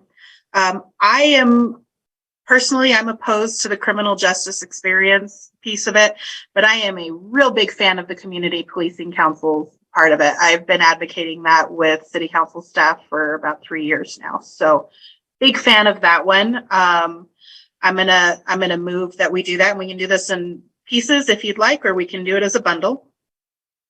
But a motion that we offer support for CPC members being members of the board. The only issue that I can foresee coming is that you've got CPC members who have already been volunteering for X amount of time, and then you're talking about another 3-year commitment from them. And so I can see that being difficult for some CPC members to swallow, but others will be fully on board with that. And so that's kind of the only little caveat thought that I had to that with that. But I don't like the criminal justice piece of it. I am also a fan of the idea of having community members flesh out some of our subcommittees, be a part of it, maybe not necessarily voting members, but it would also provide another resource for individuals that are just general community members who already have some taste and flavor of what it would be like serving on this board that could be recruited from within those subcommittees. And it would also diversify the conversations in the subcommittees. So I'll throw that out there, not as a recommendation, but just something for board to consider. So I think that my motion is going to be a support for a reduction of the board from 9 to 8, with it being a seven-member voting board, one non-voting chair to be selected by the board, not by city council staff, and then support for CPC members as candidates for the board. That's going to be the motion for a response to this. I would Yes. I would like to suggest a separation of the pieces of that motion so that we vote on these individually. Okay. So then the first one is a reduction of the board from 9 to 8, 7 voting members, 1 chair to be voted on, selected by the board. Well, this is the part that I think are two pieces. I think having a non-voting chair is a departure from what we have, as well as a reduction, the 7 members being a reduction. So could we make 2 motions, one to have the size of the board and another to have a non-voting chair? That would be my Let's start with the non-voting chair, because I won't support an even number of board members. So non-voting chairperson to be selected by the board. A motion to do that. I'll second that for purposes of discussion, at least. Okay. Any discussion on that? Dr. Katz? Yes, I think that would create another conflict within the board. And I think we would then have to create, a process for selecting a chair. It's a complete departure from the model that we have right now. And so on that basis alone, I don't support that. Okay. I think Member French was going to say something, and then Member Crawford. Yeah, I don't understand the reasoning for your last 2 motions. Number one, I don't know why the chair, we only have these members, why the chair shouldn't be voting. And also, I think limiting, saying you had to be a part of CPC or whatever to be on this board, once again, is not a good representation of the citizens of Albuquerque. And that's what we're supposed to be representing. So I won't be voting in favor of either one of those. So okay, that's my reason. Okay. Member Crawford. Yeah, I think, City Council's intent in the move to a non-voting chair was to try to sort of expedite the process via having a chair who's sort of removed from the decision-making. I understand that the chair sometimes has to serve as kind of the traffic cop of the meeting in a way, and there's some complexity there when the chair is one of the voting members. I am sort of unconvinced that a non-voting chair wouldn't really lead to much of an improvement, though, and I am kind of concerned that a non-voting chair, especially if appointed by the council, but I think even if appointed by the board, might tend to create sort of an adversarial situation where we are arguing with the chair, which we might already do, but I think that might make it a little worse. So I think that's my big concern. I appreciate the effort to improve things. I'm really worried that this one will backfire. Okay. Any other discussion from anybody else? All right. So that's the first motion, non-voting chairperson to be selected by the board. Ms. Barella. Member Crawford? No? Member French? No. Member Galloway?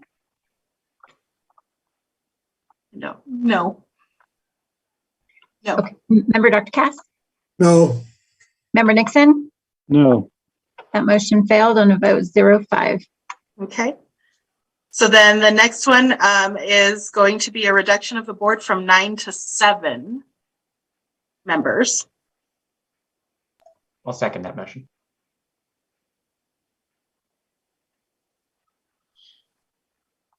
All right. I will just say, kind of in response to the question, why would we?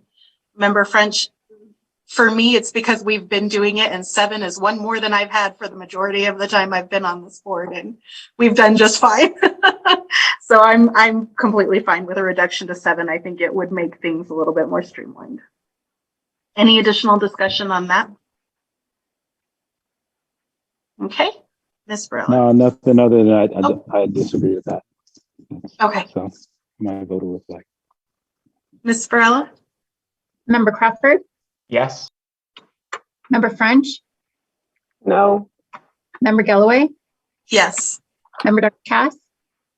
I'll say yes, but I also like to give an explanation, and that is I would like to see this as a recommendation that is coupled with the removal of other restrictions on membership, or the attempt to try to satisfy a number of conditions to be a board member. And I think in the spirit of improving the board, I think that potentially would help. But I think it also has to be coupled with fewer restrictions on who is chosen for the board. So I'll say yes with all of that. Member Nixon? No. That motion passed on a vote 3-2. Okay.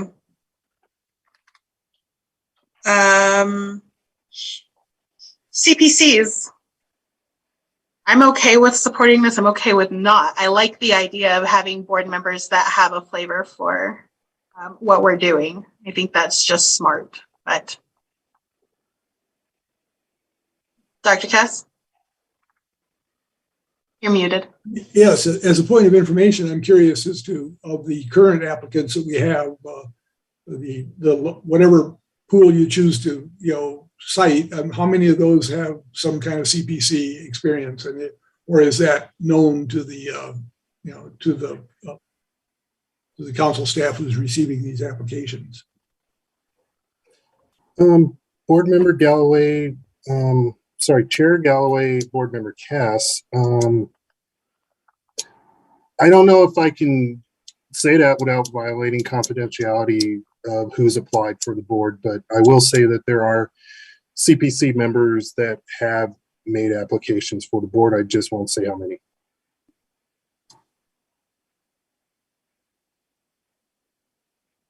Okay, thanks. Okay, Member Crawford, then Member French. I did not like the recommendation being 2 to 3 out of 5. Given that we've just recommended 7, I think I'm more okay with that. It's also the way the wording is in the 4 amendment, it's pretty soft. It is city council can totally ignore those recommendations if they want to. So I think that I support the CPC requirement. And just to be pedantic, I don't think we have a motion right now, and I'd be willing to move that. I'll go ahead and move that we support that recommendation of 2 to 3, and I know Member French will want to discuss. All right, I'll second that to keep the discussion going. Member French. My question is, I don't think there's anything right now to stop a member of the CPC from applying for the board. So why are we going to put that requirement? If they want to serve the board, they have the ability to apply right now. So, I don't understand the reasoning behind this. I know people on the CPC, several of them, and I talk to them on a regular basis. And believe you me, if they wanted to apply, they would. So I totally disagree with this for that reason. Okay, Member Nixon. I think that I don't see why somebody would have to have CPC experience or background. And not only that, how long would they have to serve on the CPC before they're considered for the board? I just think that it's just another way to filter people out. It would be good to get a lot of different demographics across the board, which is why, of course, I didn't vote on the decreasing the number of board members. But this kind of sounds like, or feels like to me, where it's excluding certain groups and certain people that are on this. And I don't think that just because somebody serves on the CPC, that should sway whether you're on the board one way or the other. I think that like I said, I just think that that's exclusionary. Okay, Member Crawford. Yeah, I just wanted to, I guess, explicitly maybe articulate my reasoning that since the changes that were made to the CPCs, I don't know if this is exactly the legal situation, but there's certainly a practical sense in which the CPCs now answer to this board and we are responsible for them. And that is sort of the reasoning that leads me to support a soft rule that there should be CPC members on this board, because there is sort of an organizational aspect there where we're supposed to be doing some care and feeding of the CPCs, which we've not been because we only gained that recently. And I think maybe none of us are totally sure what that even looks like, but we should figure it out. I think we're going to go to Diane because she's going to clarify something, and then we'll go to Dr. Cass. And then I can't tell if, Member Nixon, you raised your hand again, but if you did, you'll go up right after Dr. Cass, okay? Just a bit of a clarification, and granted, I am by no means an expert yet in CPC situations, but the CPCs are under the umbrella of the agency. They're not like under the board. So they are their own distinct entity with their own distinct ordinance. So the director facilitates and guides and does some things with the board, the CPC chair organization. But the board itself does not have like an oversight or a role in that. So I just wanted to kind of clarify that. I could be mistaken on that, but my understanding is that they're not under the board. Let's just like to clarify that part. That is my understanding also. Thank you, Ms. Martinez. Dr. Cass. Yes, I'm curious as to, I think it says, the language was CPC involvement or I don't remember what the word is now. I don't see it in front of me, but I can tell you that before I got on the board and early in my board, I went to 4 different CPC meetings as a participant, but not as a member of the CPC. It seems to me that would give me experience in the CPCs. And so in that sense, this would only be a measure of your sort of community involvement in the area of police oversight. The distinction, though, in my view, is that CPCs are not part of the oversight process. They're part of the community group that recommends, positive things to police, and in fact have, in many cases, I think they're CPC members who want to avoid the oversight function associated with with what we do or what we're supposed to do. So I think I see this as another move of increasing the number of constraints on membership as opposed to reducing the number of constraints on membership. And so for that reason, I would oppose this. Member Nixon. Yeah, this smells, for lack of a better term, a lot like nepotism, where, a CPC person would be higher considered or more highly considered for a spot on the board versus, someone that doesn't have CPC experience, but they may be an activist in the community, a leader in the community that wants to serve on this board. So that's the exact point that I'm trying to, avoid, especially in Albuquerque, is where we need a cross section of different people from different backgrounds and so on and so forth, and different experiences to serve on a board. And excluding that by saying, you have to have CPC experience, that's in my opinion, that seems kind of fishy. All good points. The reason, I'll give you my reasons and then we'll go on ahead and call it. I like the connection that CPC members have to the community. They have a much stronger connection to what's going on in their neighborhoods and what's going on in their area commands than we do at the level that we're at. And so bringing that perspective in, to me, reinforces the civilian police oversight aspect of it. We have a clearer picture of what it is that is happening in the general day-to-day public of Albuquerque.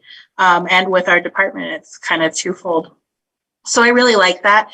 And utilizing, I think that for me, maybe requiring it in the ordinance is a little far, but certainly trying to utilize that pool as a recruitment pool, I think is a good idea. I think it would help with the onboarding process. It's already a difficult board to join. And when you have already some experience with what's going on, I think that's helpful. And I feel like the candidates that I've seen come through that have been CPC members have an easier time jumping in and swimming than, for example, me, who didn't have any experience joining this board with what was going on in the community and this oversight process. And it was a sink or swim situation. So I think any chance we can give a leg up would be wise. So those are kind of my reasonings behind it. I don't know that it needs to be a requirement. I don't know that it needs to be codified in the language, but it would certainly be a recommendation at the very least to council staff when they have applicants that are CPCs, the why. So with that, let's go on ahead and go to Ms. Varela and we'll take a vote on supporting the call for 2 to 3 members being CPC members. Member Crawford? Clearly a split mind on this. I'm going to go no. Member French? No. Member Galloway? Same as Member Crawford, no. Member Dr. Cass? No. Member Nixon? No. That motion failed on a vote of 0 to 5. Okay. So that takes us through that first part. Then we have let's see, City Council shall appoint a non-voting chairperson. I think we've already taken care of that. Okay. Any disagreement that this particular floor amendment is wrapped up from the board's view? Okay. Moving on, the idea about a stipend or an honorarium, not a stipend. $500 honorarium upon completion of their initial training, and then compensated at $250 per completion of annual required training, and then compensation not to exceed $200 per month per board member. That's the other amendment that came up. I'd like to make a motion that we do not receive any kind of stipend or any type of pay, and that we remain volunteers without compensation. Okay.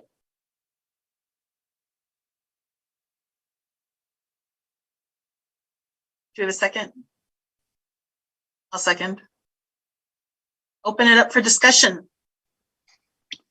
Dr. Cass. Yeah, I think one of the benefits of having a stipend is that it would demonstrate the council interest in the importance of this board. I mean, we hear this a lot, that we're the most important board in the city, but when we can't fill member vacancies and we have these, have some of these ongoing problems that we need to resolve, it's not apparent that that's the case. That may have recently just changed. I mean, I think this whole process that we've been engaged in all day today, virtually, starting with the the council study session and continuing tonight, I think shows the interest of the council. And so I think this, we can treat this as in a sense a fig leaf of friendship that we really are an important board within the city. But that being said, I don't see the necessity, but I think the notion is a positive one, and I appreciate the offer. Member Nixon. I think that when it comes to the stipend, it really depends on where the money's coming from and what the expectation is of the stipend. I warned the board, but I also warned the city that this could possibly open the city up for litigations, depending on how the city council acts or where that money comes from, as far as what those expectations are with that money coming through. Like I said, I think it's a nice offer. Thank you very much, but I would have to vote against it just because, especially being an activist here in Albuquerque, a human rights activist, I don't want to have any optics as a board member that I somehow either work for APD, work for the city, work for the monitor, or anyone like that. I think the independence needs to be maintained, even if at the cost of foregoing a stipend. So just my opinion. Member Crawford. I support the payment of a stipend to board members on the general principle that unpaid volunteer positions, due to being unpaid, tend to effectively limit their membership to individuals who are wealthy enough that they do not need to use that time in order to support their living expenses. Payment to board members will hopefully make positions on the board more accessible to individuals who, for example, rely on multiple jobs and shift work to make their income. That said, I do just want to voice my complaint that I think the payment issue is probably one of the smaller problems that impedes obtaining and retaining board members right now. So while I support it as a positive change, I don't think it's going to work any wonders.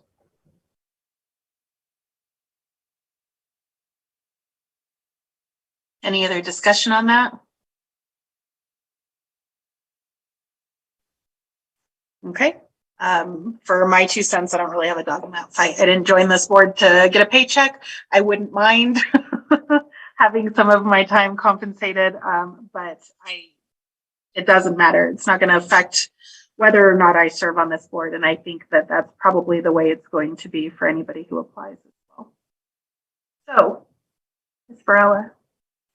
Just for clarification, can you restate the motion so that board members understand what they are voting for?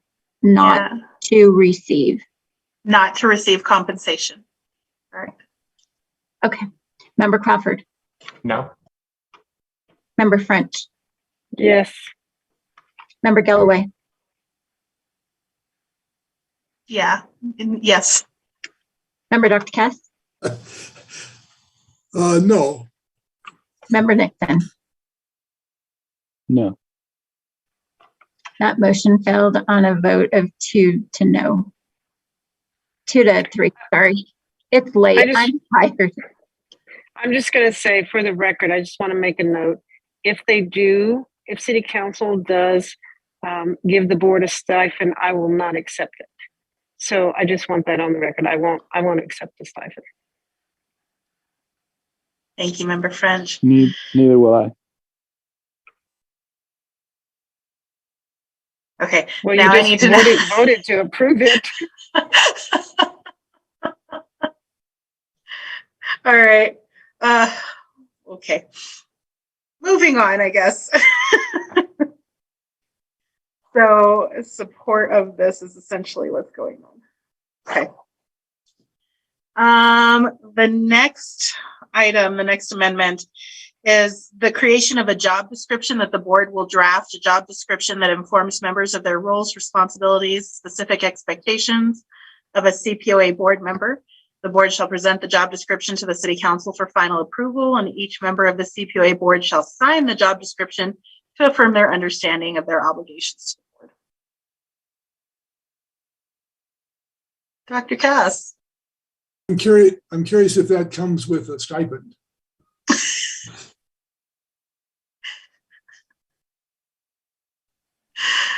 All righty.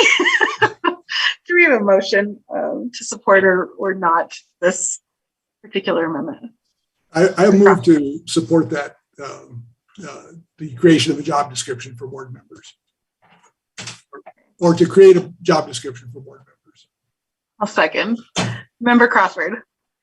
Lead us off. Yeah, I support this. I just would like to maybe add just a little bit to our recommendation that I think that process probably needs to be at least a little bit collaborative with City Council.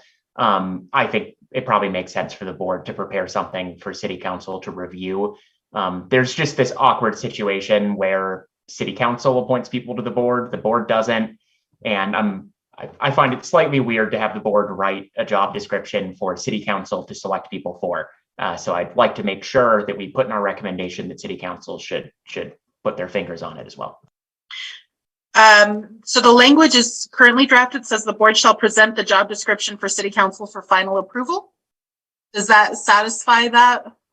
Or does it need to be? Yeah, I think that probably covers it. Okay. So then we're back to as drafted by council staff, or whoever drafted this. Any additional discussion on this? Okay, not seeing any. The vote is to support this floor amendment. Member Crawford, Yes. Member French, No. Member Galloway, I think no. Member Dr. Cass, Yes. Member Nixon. No. That motion failed on a vote 2-3. Okay. All righty. There is, I don't know if we need to support this or come to a position. So Councillor Sanchez's first floor amendment was to reinsert internal affairs training, but not limited to training on APD policies and procedures related to use of force and APD internal review of force incidents. That had been proposed to go under the recommended training, and he was having it go back to the required training. We kind of already did that ourselves. So I would say that's done, but I'm looking for nods. Okay. The next one is removing and renumbering the recommendation of internal affairs training. So I'm going to call that good, that we're supporting that through our ordinance amendments. The next one is orientation and training. 9415 F3, required ongoing training. Board members shall receive 8 hours of additional training to include, but not limited to, any changes in law, policy, or training in the areas outlined under subsection 2 above, as well as developments in the implementation of the 2014 DOJ settlement agreement or any subsequent agreements until such time as the terms of the agreement are satisfied. Board members shall also participate in at least 2 police ride-alongs for every 6 months of service on the board, with at least 1 ride-along to be completed each quarter. So that's the change. Right now it's 2 every 6 months. And this is bringing that back down to 1 a quarter. So support for this amendment. We have a motion one way or the other. Member Crawford? Just a clarification, is the change of the ride-alongs to 1 a quarter, is that the only change in here, or did I miss something earlier? No, that's the one that's underlined. And the explanation says, as part of their initial training and ongoing training, board members are required to complete 2 ride-alongs for every 6 months of service on the board. This amendment specifies that as part of their ongoing training requirements, board members shall complete at least 1 ride-along during every quarter. And that's it.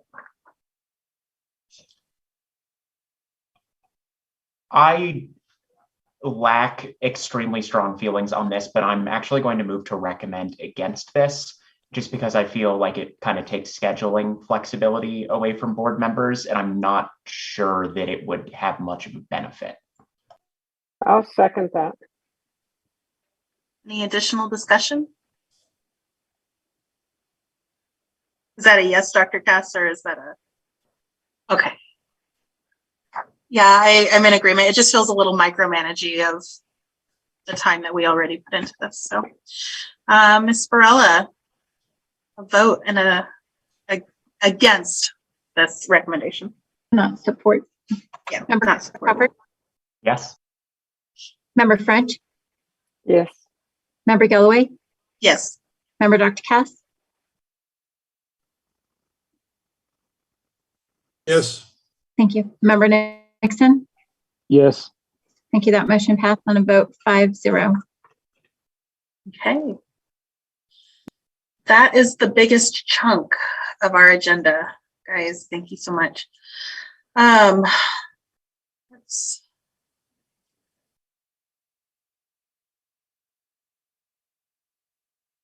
Okay. Moving on to item 6B, IMR 14 and letter to the court. Was asked if we ought to throw this on here since we have an opportunity to revisit whether we still want to send the letter we drafted to the judge. I am really hoping that when I say we're good with this, that we're still good with this letter, because it was a long process to get to where we ended up with. So I'm hoping nobody has any heartburn over what we finalized in December. I thought we already voted on that, Chair Galloway. Why are we revisiting it? We did. We're revisiting it because we have the opportunity to. It doesn't mean we have to. We can absolutely continue forward.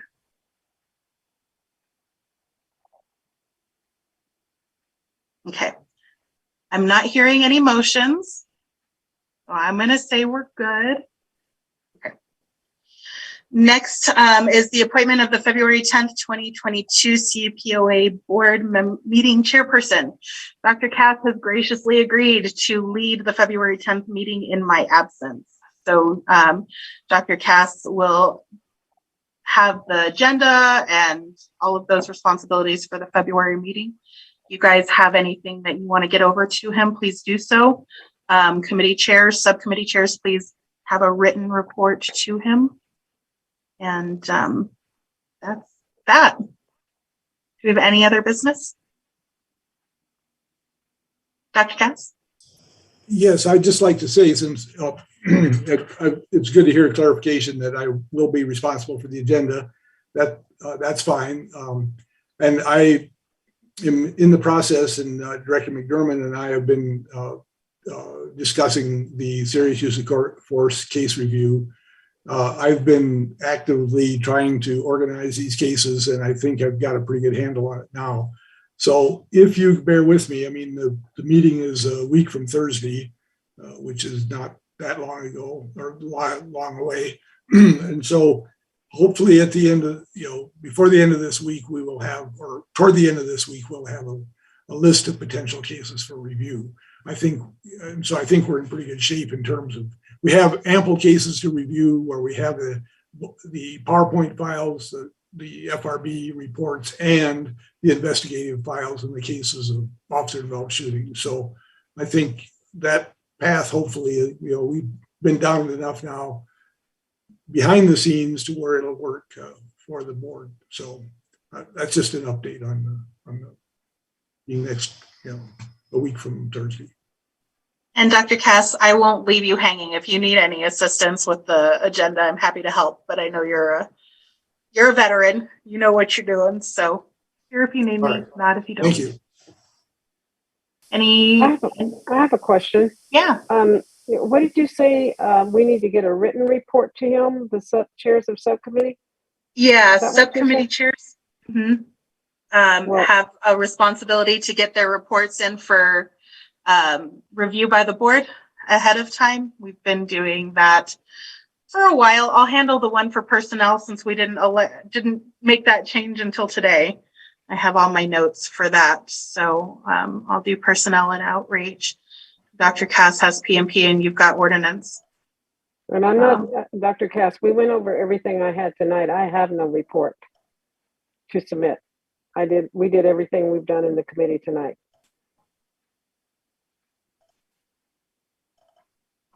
And we voted on everything, correct? So I don't think Yes. there's anything to report. Okay. Okay. All righty. If there's no other business, I'm going ahead and adjourn this meeting. Next meeting of the board is a regularly scheduled meeting, February 10th at 5 p.m. Chair Galloway, you'll need to motion to adjourn. Motion to adjourn. Second. Member, Any objection? sorry. Go ahead. Thank you. Member Crawford, Yes. Member French, Yes. Member Galloway, Yes, please. Member Dr. Cass, Yes. Member Nixon. Yes. Thank you. That motion passed on a vote 5-0, and it's 9:36. Thank you, everybody.